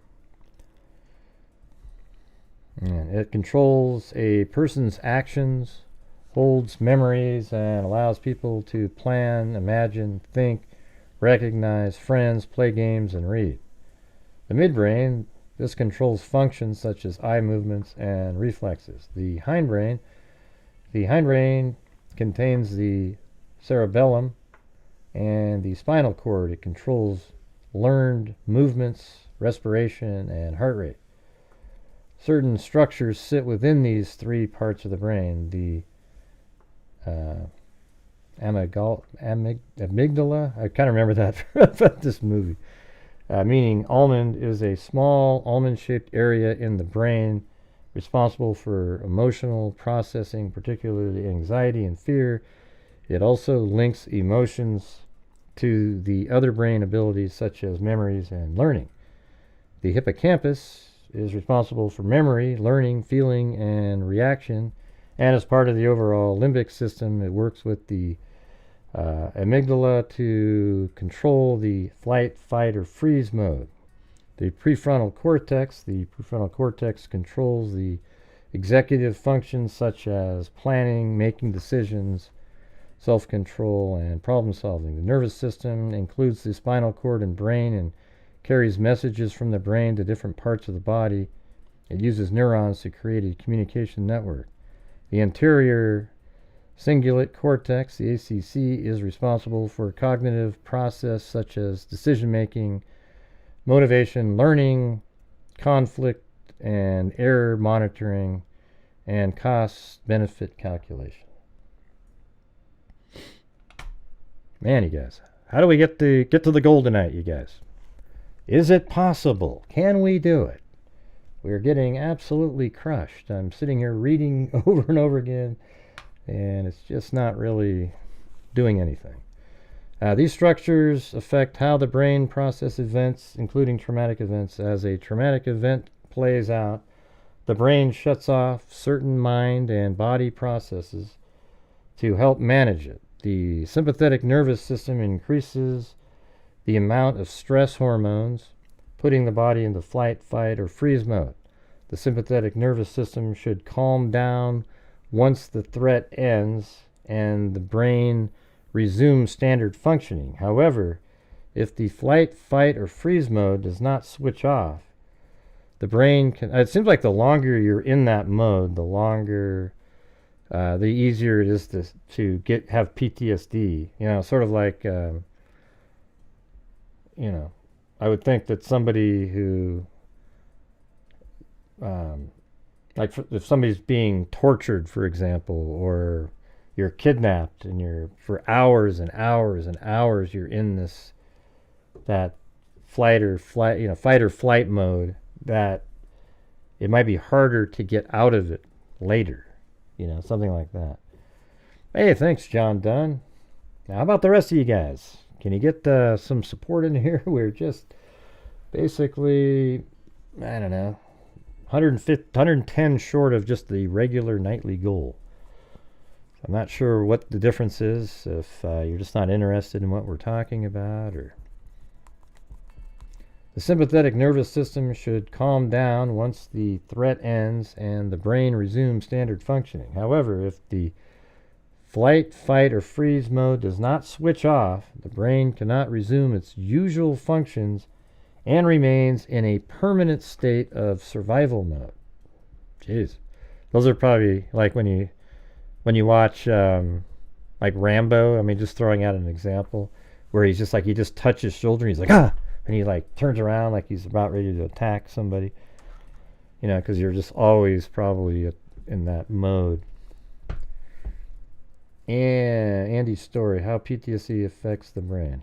PTSD is a gradual onset condition that you don't know you have until it manifests itself. I started to shut down in certain areas of contact with other people and shied away from interaction in social settings. I still do not like going to movie theaters because I feel claustrophobic.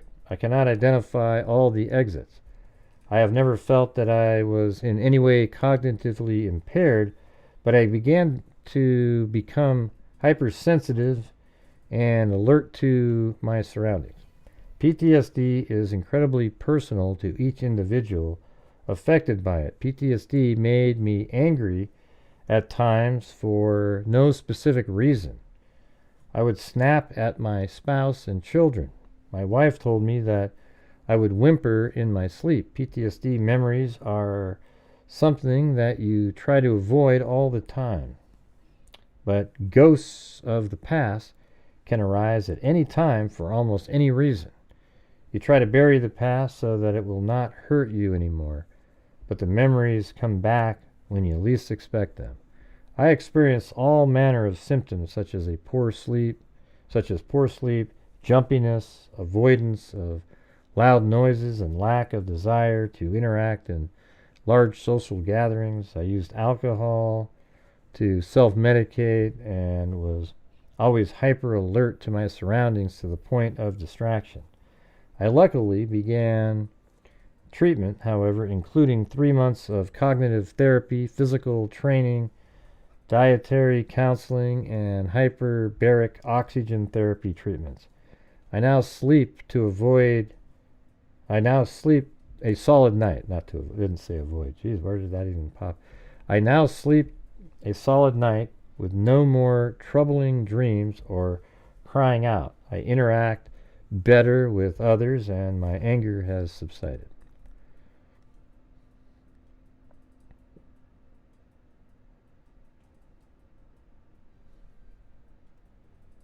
Man, I don't know, it's hard to really see these, but it looks like PTSD plus non-improves versus PTSD.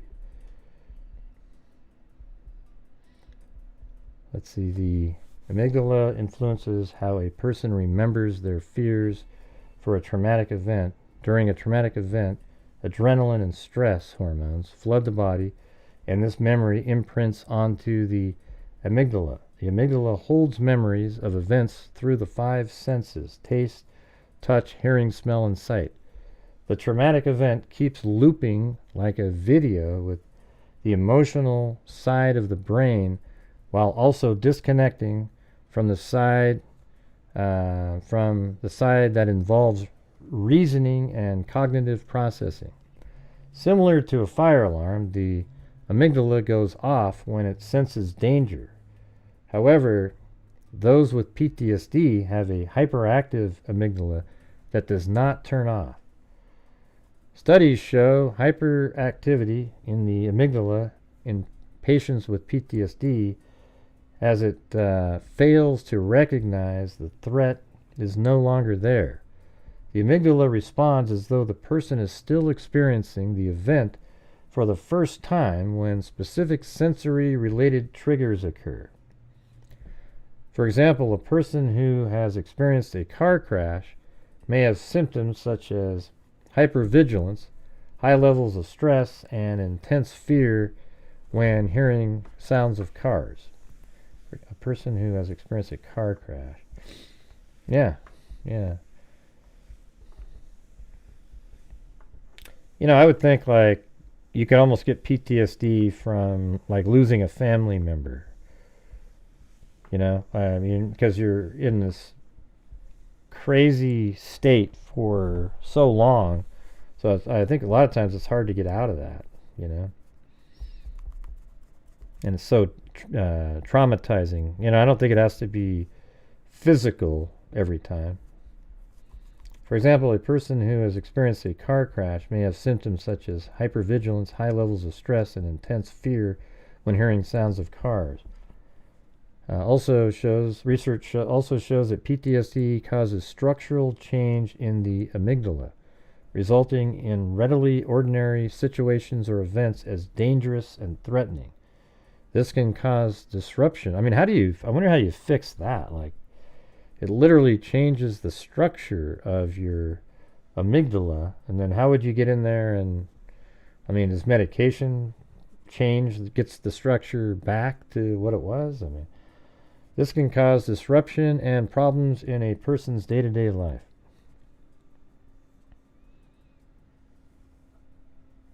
Hey, thanks, Wendy Van Roekel. And thanks up there to Jessica Schubach. Need another 20 of those and we'll almost be at the goal. Let's see.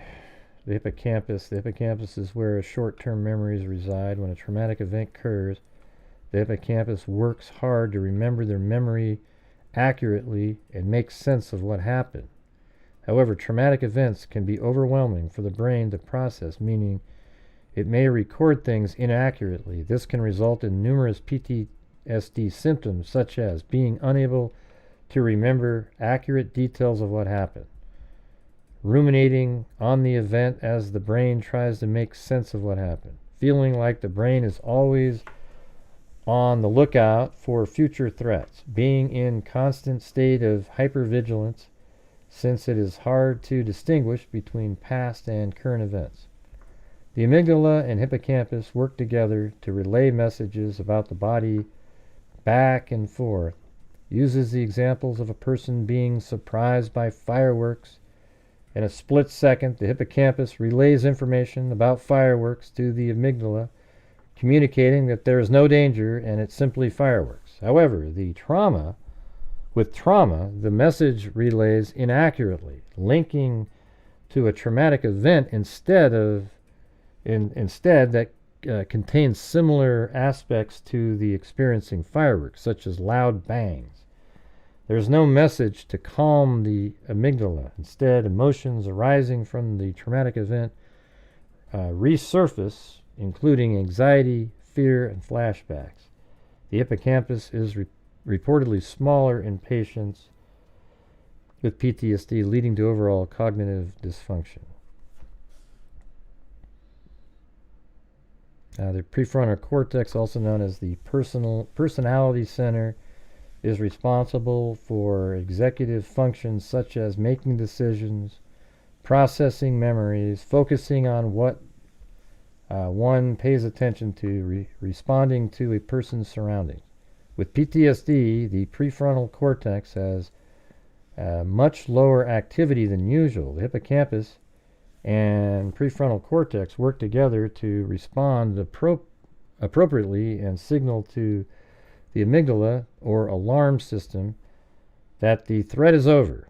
During this response, the physical symptoms of stress should cease. Remember how we always talk about that, you guys? Like, you know, those times in your life where, oh my God, something bad, and your adrenaline and everything's building up, and then you go, oh, phew. You know, the symptoms cease, your heart rate slows, everything gets back to normal again.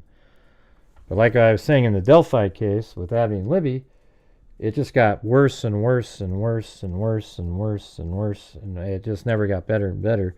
So those two, I bet you, had they lived, would have PTSD from that ordeal. Like after 2 hours of that, and somebody, let's say somebody finally snuck down there and took out Richard Allen before he did anything, they would have had probably PTSD, because they just would have been at this crazy heightened level for so long.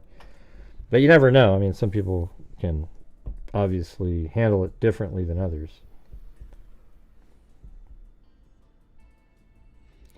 However, low prefrontal cortex activity can result in a person becoming withdrawn, avoidant, or appearing irritable after a traumatic event. PTSD UK describes it as a defensive mechanism where the brain uses emotional numbness to avoid reliving the pain of the trauma.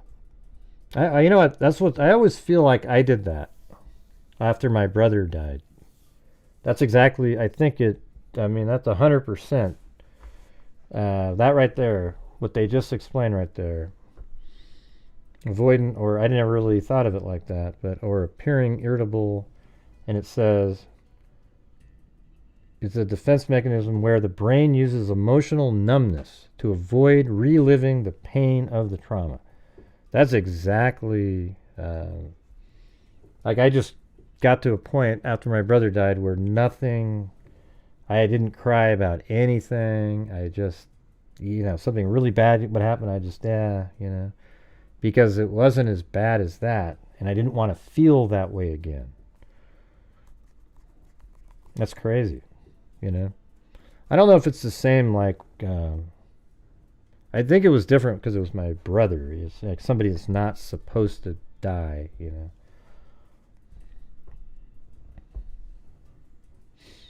All right, do I have to dance a jig for you guys tonight? I've never actually danced one. I'm sure I've been mean to somebody. Maybe I have to be thrown in prison. You guys can bail me out. I'm trying to get to some semblance of a goal. We're absolutely not even close. You have panic disorder now? Yeah. I mean, I think if a parent dies and they're expected to die, like let's say they're older, they have some problem, you can slowly adjust knowing that, and it's still bad, but it's nowhere near as bad as a parent or a sibling dying unexpectedly. I think it's totally different. Nobody knows what you're saying, Cindy. Just typing in the word nope. Nobody knows anything about what you're saying. So I think if you have time, you can deal with it better than if it's just randomly out of the blue, because your mind wasn't able to sort of slowly adjust to something that's eventually going to happen. Yeah, we read it. Yeah, the email he sent, yeah, we read it already.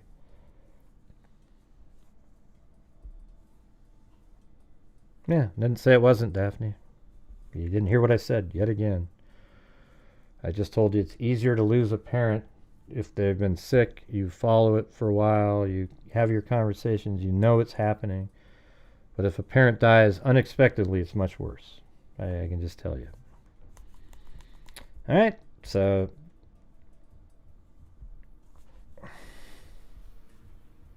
I don't know if I'm going to do the manifesto. I'll just probably do it tomorrow or something. Just getting, you know, horrible. Is this the one that they gave out? Because I asked them, I wanted to get a hold of them to get this pulled out, but, you know, get the link to download this.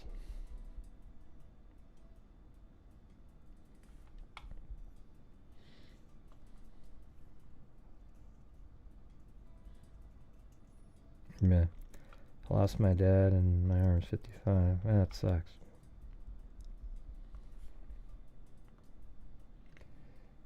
Yeah, well, maybe I'll have to throw myself in prison. If I get out of prison, we'll go over this manifesto. There's got to be more pages to it, though, right? Okay, that's the one that says, fellow Americans, wake up.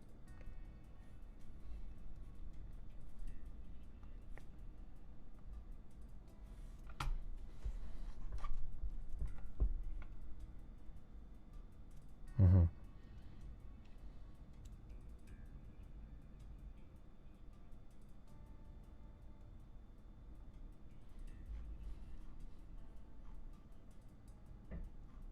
Yeah, I mean, so it goes through all the different areas, but yeah.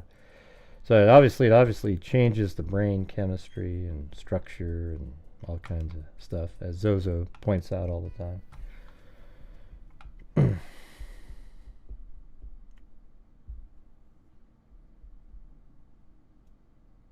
Oh, is that Nope? Is that who you were talking to, Cindy? The person named Nope? Thanks, Nope. Alright, guys, I'll try to ask one last time. If you guys can help support the channel tonight, I'd appreciate it. It allows us to keep doing these shows. And that's what it is. We've been doing this for 5 years. And if you like a channel that actually tries to put out the factual information, I would appreciate the support. That we can do the buy me a coffee, you can do the super chats, super thanks, whatever. Okay, but it gets really disheartening when you're doing 40 minutes of zero, like as if you just sucked for 40 minutes. It's kind of a strange feeling these days.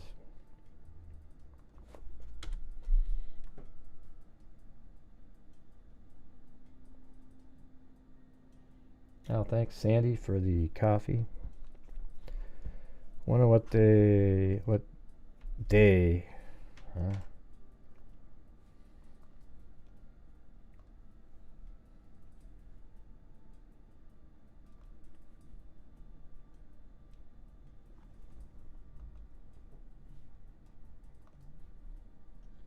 I don't know if this is like one after the other. Hey, thanks, Karen Messenger and Kathy Friedenmaker. Seen you around, huh? Oh, nope.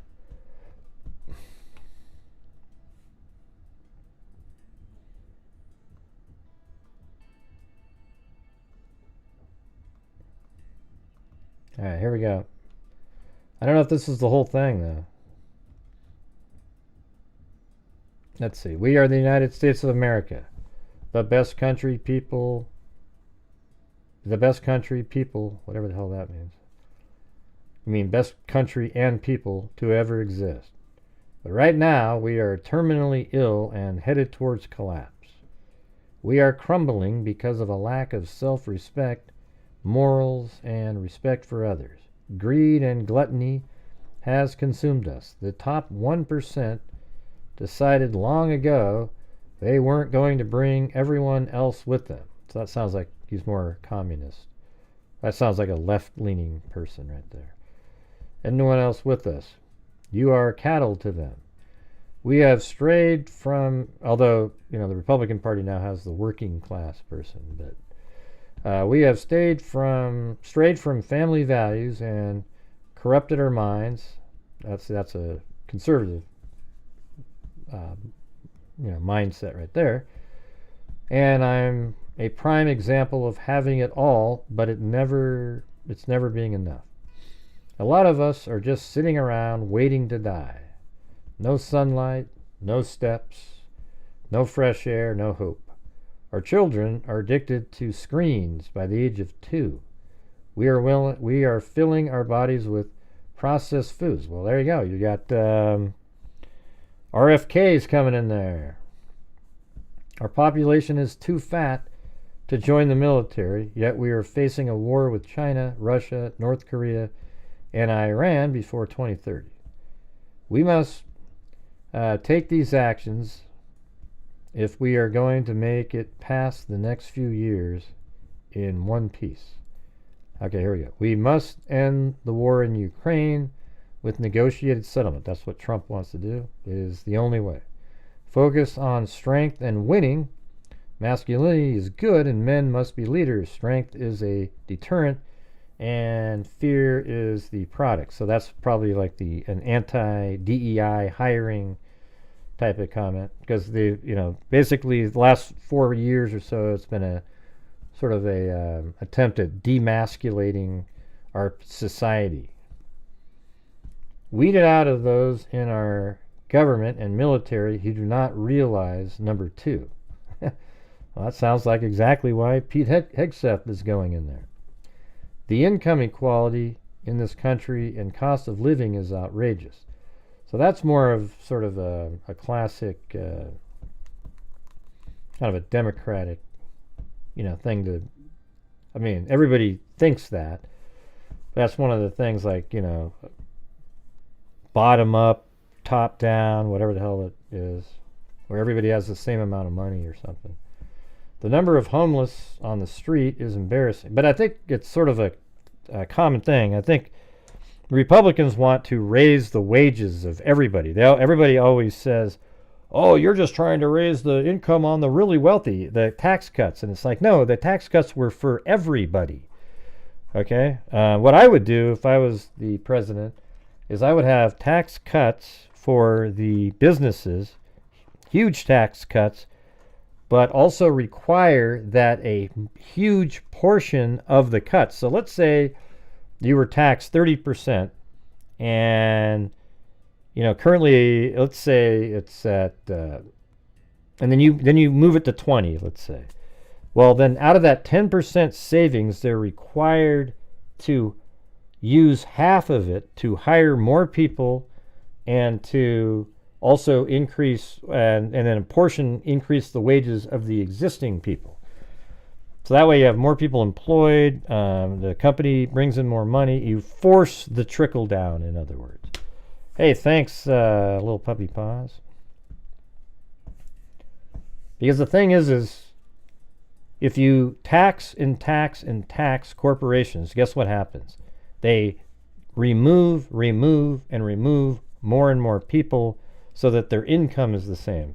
Because we're a capitalistic society and companies have stocks, and if you increase the taxes on them, their income is less, and to make the income increase, you have to reduce costs, and those are people. Right? So what you do is you lower taxes, and then you require that a portion of the savings is used to hire other people. All right, there you go. That makes sense? That's how I would do it.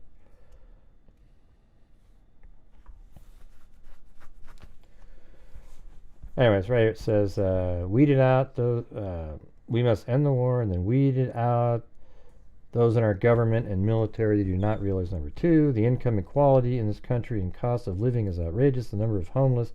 A lot of people that are homeless are choosing to be homeless, though, and they want to be homeless. The number of homeless on our streets is embarrassing and disgusting. I say the same thing all the time. Have some pride and take care of this. Stop obsessing over diversity. There you go. We are all diverse and DI is a cancer. Boom. That's exactly what I just said.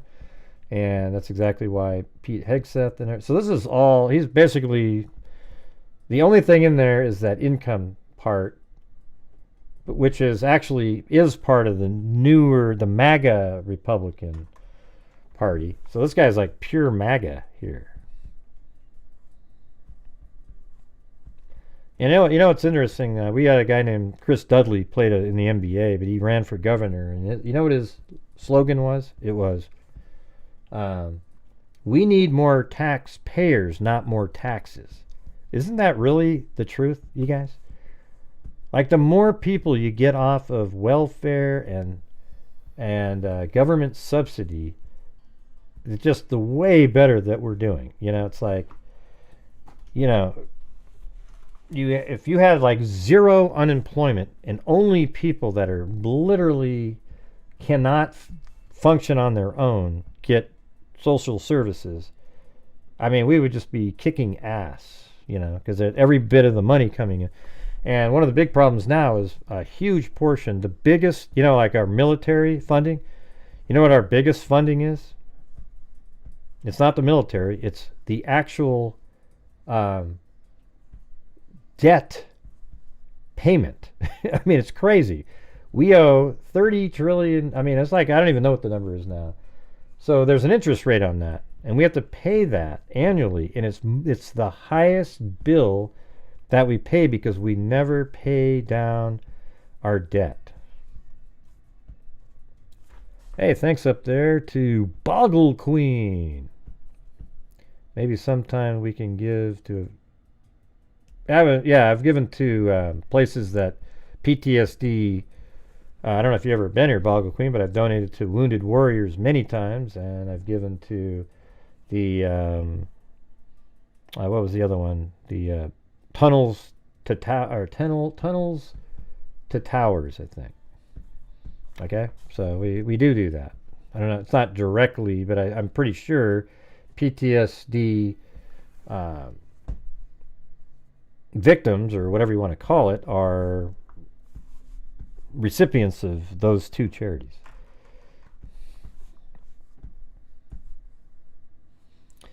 Yeah, look how dumb. See, damage addict. See, that's what your brain's damaged.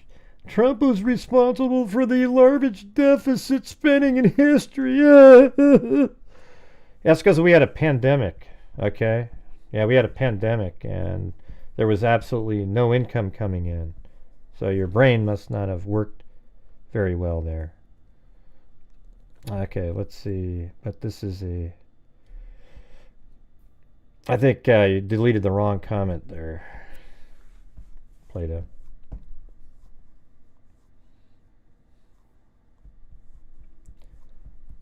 Or it was just accidental. I don't know what happened. How all the people coming over the border doesn't help. Yeah. That's because, hey, damage addict, you're dumb, okay? It's the truth what I just told you, but I can tell what side of the world, what you're leaning on. That's why you have answers like that. All right, you just aren't cuckoo. Yeah. No, it's true. You can laugh all day long, but just go back to school. You're no longer able to communicate on this channel ever again, though. Have a good one. I don't think this has to be a political side. I don't think this has to be a political... I don't know what you're talking about. I'm just reading what he's saying. Like right here, all of this stuff right here is MAGA stuff. This whole thing. Stop obsessing over diversity. We are all diverse, and DEI is a cancer. It is. Thankfully, we rejected the DEI candidate and will have a real president instead of a weekend at Bernie's. I used to say that all the time. Joe Biden was like Weekend at Bernie's. He was just propped up. We must move on from the culture of weakness and self-enrichment perpetuated by our senior political and military leaders. We are done with the blatant corruption. I wonder why I didn't want to stay around to watch it, though. Our soldiers are done fighting wars without end. Our Our soldiers are done fighting wars without end states or clear objectives. See, that's exactly what Pete Hegseth is going to be doing in there. This is all stuff I've heard them talking about. I wonder why I didn't want to just see how it would all turn out. This was not a terrorist attack. It was a wake-up call. Americans only pay attention. Isn't it interesting? Because we would not be reading this had he done this to himself at a park all by himself somewhere. And he didn't kill anybody, and you know, he's interestingly, he didn't need to do this because we all know this. That's the reason the election turned out the way it turned out, is because people know exactly what you said in that little paragraph right here. That's why the election turned out the way it turned out, because they agree with that. So there's really no reason for you. I mean, this is sort of like you're saying stuff that everybody already knows, right? We must move on from the culture of weakness.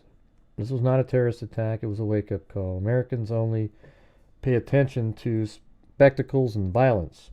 What better way to get my point across than a stunt with fireworks and explosives? Okay,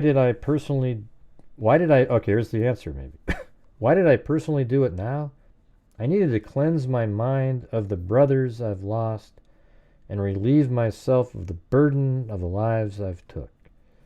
Consider last sunset of 2024 and my actions, the end of our sickness. Consider this last sunset of 2024, so right at the end of the year, he did it on the 1st. And my actions, the end of our sickness, and a new chapter of health for our people. Rally around the Trump, Musk, Kennedy, and yeah, isn't that wild, you guys? I mean, this whole thing is MAGA. Inside of that is, I told you, Kennedy is in there.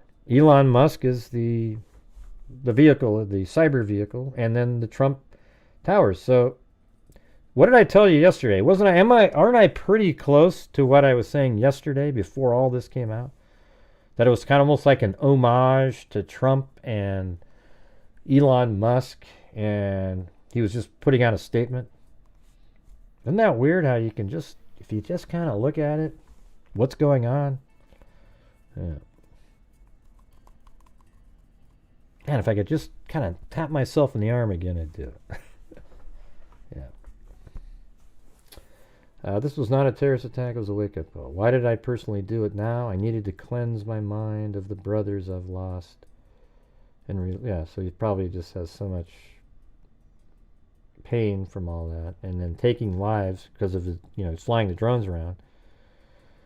Well, that's what I said yesterday, John Dunn. I don't know if you were listening, but I actually said that I think he did it as a statement, a show, and he had the fireworks in there, just like, hey, fireworks, and he did it at the Trump Tower, and he's a supporter of him, and it's like, hey, here's a Tesla, and he was just sort of doing it because it was just wanted a statement out there.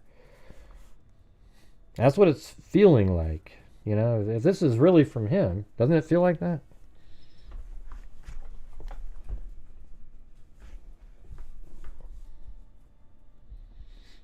I know, it's weird. Yeah, it's like he's like this wasn't going to happen. So it's like, consider this last sunset and my actions the end of our sickness. No, well, the end of the sickness was the election, okay? And a new chapter of health for our people. Well, that was when Trump picked Kennedy, who's going to try to make us healthier again. Okay, so it's already was in play. I don't know when he wrote this, though. I mean, rally around the Trump, Musk, Kennedy, and ride this wave to the highest. Well, it must be after, because he knows that there's Trump, Musk, and Kennedy.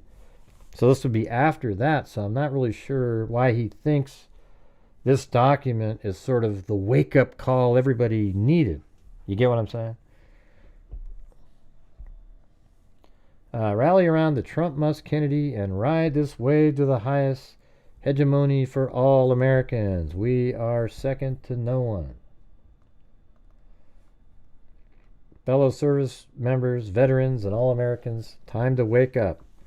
We are being led by weak and feckless leadership. I know, but you're saying it 20 days before that's all changing. Who only serve to enrich themselves. Military and vets move on. DC starting now. Militias facilitate and augment this activity. Occupy every major road along Fed buildings and the campus of Fed buildings by the hundreds of thousands. Lock the highways around down with semis right after everybody gets in. I've always been nervous about that on a bridge. You know, you go like a rush hour, you have a terrorist with the bigger truck, have it crash on the north end of the bridge, for example, and then another truck on the other end, you have it do the same thing, locking in everybody on the bridge, and then they then they explode those same vehicles, and man, that would just be, that's crazy. I have that thought when I'm on a bridge sometimes, like, God, let me get off of this, let me get off. I don't want to be in rush hour stuck on a big bridge. You guys ever think weird shit like that? Try peaceful. Block the highway around down with semis right after everybody gets in. See, that's what I'm saying. Hold until the purge is complete. What is he talking about? What purge? Try peaceful means first, but be prepared to fight to get the Dems out of the Fed government and military by any means necessary. They all must go. So I don't know if this was the same moment, because it seems different tone than the previous part we read. They all must go, and a hard reset must occur for our country to avoid collapse. MSG, Matt Livelsberger, 18Z, 10th Special Force Group. Yeah, I don't know. This part here is, you know, you just got to change people's minds. You know, there's a lot of Democrats that actually, even some that I know that were like, wow, yeah, they totally disagreed with a lot of the stuff that was going on the last 4 years.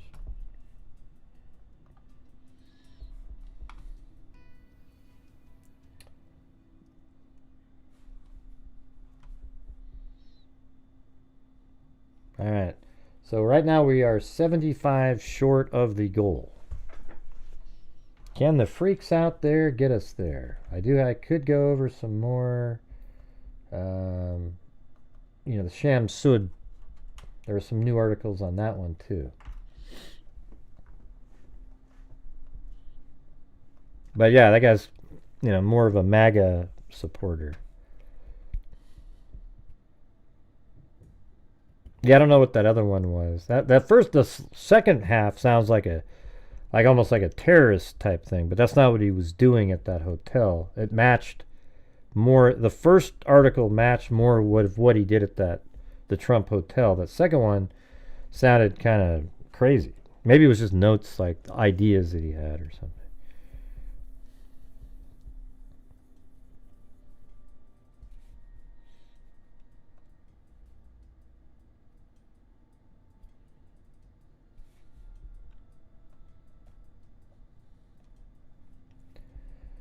Alright, do you guys want me to go over that other stuff?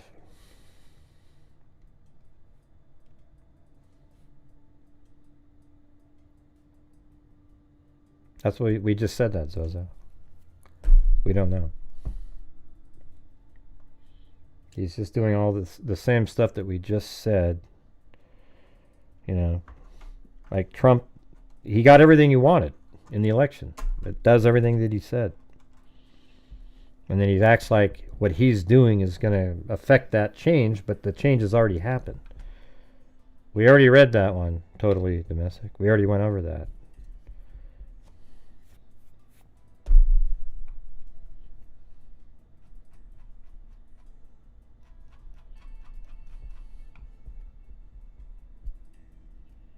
Read the email. Yeah, I don't know. We already done that. I mean, I can read it again really fast if you want. Why do you want me to read it? It's just kind of... I don't even want to read it again. Sorry. forget. Just talks about, you know, it's all over the place again.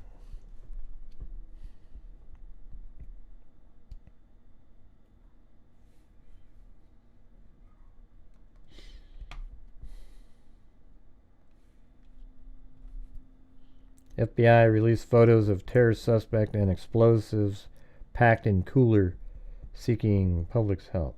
So a couple of different ones like that one and that one. I think we already saw some of those, but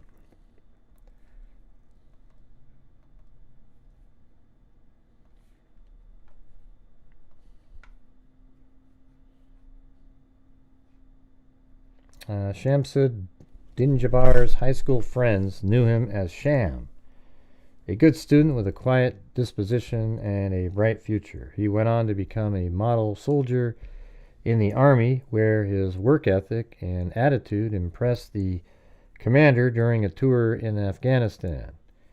He was a great soldier, someone who showed discipline and dedication. But over the past few years, as Jabbar worked to climb the corporate ladder, his life began to deteriorate. He faced severe money problems and a third divorce. At some point, he fell under the sway of the Islamic State, the terrorist group known as ISIS. On New Year's Eve, Jabbar, 42, drove a rented truck from Houston to New Orleans, authorities said, posting videos online along the way in which he professed his support for ISIS. Once he reached Bourbon Street, he planted 2 improvised explosive devices and then got back into his truck and plowed into revelers, killing 14 people. Police shot and killed him in a gun battle. In some ways, Jabbar, with his personal life and finances in shambles, fits the profile of those who experts say are most likely to turn extremist. That's what I always said. I told you guys that. Like, that's when people join cults, they're just like that. The attack has stunned and confused his friends and family members. How could someone so kind... See, when you hear him in his real estate interview, he sounds totally normal and nice, you know. How could someone so kind and assuming, some have said in interviews and social media posts, end up carrying out such a heinous act of terrorism? Hey, thanks, Paulette and Sandy, for your coffees. It says, it's a complete surprise, a shock to everyone, Jabbar's half-brother, Abdul Rahim Jabbar IV, 24 years old, said in an interview. There weren't any moments leading up to this that were apparent or red flags to show that he's been radicalized or changed in any way. But he made some posts on Facebook, and I'm kind of surprised that like any family members didn't say something after they saw those. From the loving brother and father and son that we all know, he said. Investigators trying to identify Jabbar's path to radicalization. At a news conference Thursday morning, law enforcement officials conceded that they had little insight into the transformation. A lot of questions we're still asking ourselves, said Christopher Rea, Deputy Assistant Director for the FBI Counterterrorism Division. What I can tell you right now is that he was 100% inspired by ISIS. We're digging through more of the social media, more interviews, working with some of our other partners to ascertain a little bit more about that connection. Jabbar grew up in Beaumont, a city in eastern Texas near the Louisiana border. He attended Central High School, where he was known for his polite, easygoing way and polished appearance. He tended to wear button-up shirts and polos, former classmates said. He was very grounded, reserved, quiet, said Chris Poussin, who attended middle school and high school with Jabbar. After he graduated in 2001, Jabbar sought to serve his country. He initially tried to enlist in the Navy in 2004, according to 3 U.S. defense officials, but he left after only a month. He then joined the Army, working as a human resource specialist and information technology specialist from 2007 to 2015. His unit deployed to Afghanistan from February 2009 until January of 2010. Groen Jabbar commander wrote on social media that he worked quietly and professionally as a human resources officer and mail clerk in Afghanistan, ensuring the little things that kept us all connected to home were done with care and precision. To think that the same individual who once embodied quiet professionalism could harbor so much hate leading to such unspeakable atrocities is incomprehensible and heartbreaking, added Groen, who declined to an interview request. After his time in the military, Jabbar attended Georgia State University and majored in computer information systems. He was quoted in an article for the student newspaper in 2015 about the challenges military veterans face navigating college life. The culture isn't too much different, but once you get out of the military, there's so many different acronyms you've learned, Jabbar said, and you transition out. You don't know how to speak without using these terms, and you're like, hey, when are we going to KP or something? Yeah, something like that. And you're not sure what terms are used outside the military. He also said veterans have to be extremely diligent to ensure they receive payment through the GI Bill. It's such a large agency, he said, referring to the Department of Veterans Affairs. You have to do your due diligence, make sure you have your paperwork together. Jabbar looked back fondly on his time in the service and encouraged his half-brother to follow in his footsteps. It set him straight, Abdur Rahim Jabbar said, referring to a period of high school when Jabbar was partying and had some minor run-in with the law. It gave him some discipline and grounded him. After he graduated in 2017, Jabbar tried his hand in real estate. In a promotional video posted on YouTube in 2020, he said his time in the military helped him learn the meaning of a great service and what it means to be responsive. But his real estate career was short-lived. He began working for the Deloitte consulting firm in 2021, a company spokesperson said. By then, his life was already beginning to fray. He was in divorce proceedings with his third wife. His first marriage ended around 2012, and his second in 2016, and in deep financial trouble, according to court records. The company he formed, Blue Meadow Properties, lost $28,000 in 2021, and he had $16,000 in credit card debt, he wrote in an email to his then wife's attorney. Time is of the essence, Jabbar wrote. I cannot afford the house payment. It is past due, in excess of $27,000, and in danger of foreclosure if we delay setting the divorce. It remains unclear when Jabbar first became attracted to ISIS. His half-brother said that their father was Muslim and that Jabbar's mother was Christian, but converted them when they married. Jabbar was open about his Muslim faith. He made it clear that he wasn't into drinking or partying, but he didn't talk about it in a strident way, his half-brother said.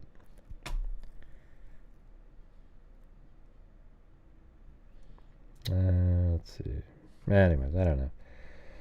I think I am just going to call it a day, you guys. So thank you for being here. Thank you to Sonia, Toxic Tink, gifted a membership. Then we have Michelle Wood, William Dayton, Richard Watts, Allie K, Kit Kat, M. B. Dunn, new member. Then it was Vicky White, Hart, A Blank Slate, Pauline Buckles, Blank Slate, K. Me, Chris, and Herbert Landscaping, Kelly Snyder, Michelle H. gifted a membership, then Sue Tonorelli, Vicky White, Jim Lond, and John Dunn gifted 5, Jessica Schubach, Winnie Van Roekel, 9 months, nope, and then Kathy Fredmaker, Karen Messenger, Little Puppy Paws, and Boggle Queen. Didn't even come close to the goal tonight, but yeah, I guess all nights can't be the same. Thank you to Lisa Valenzuela, Normalish, John Dunn, Lisa Holland, Paul K, Sandy, and Paulette on the coffee. Alright, so thanks everybody. We'll see you guys tomorrow, and as I always say, until next time, be safe out there. Maybe tomorrow we'll do the Jean Bonnet again, unless there's breaking new news or something. Yeah, I've been doing this true crime thing for quite a while now, and during this whole time I have not seen one person that is a crime dissector, plug rejector. I'm a certified human lie detector. Gonna get ya on a stretcher if you try and play me like an old projector.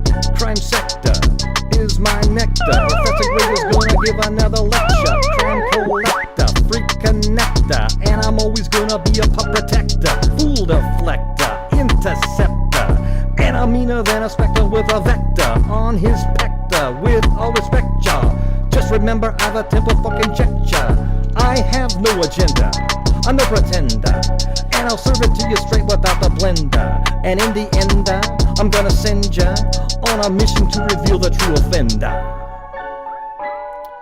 Yeah, so I'll just get right back to work. Alright, everybody? Talk to you later.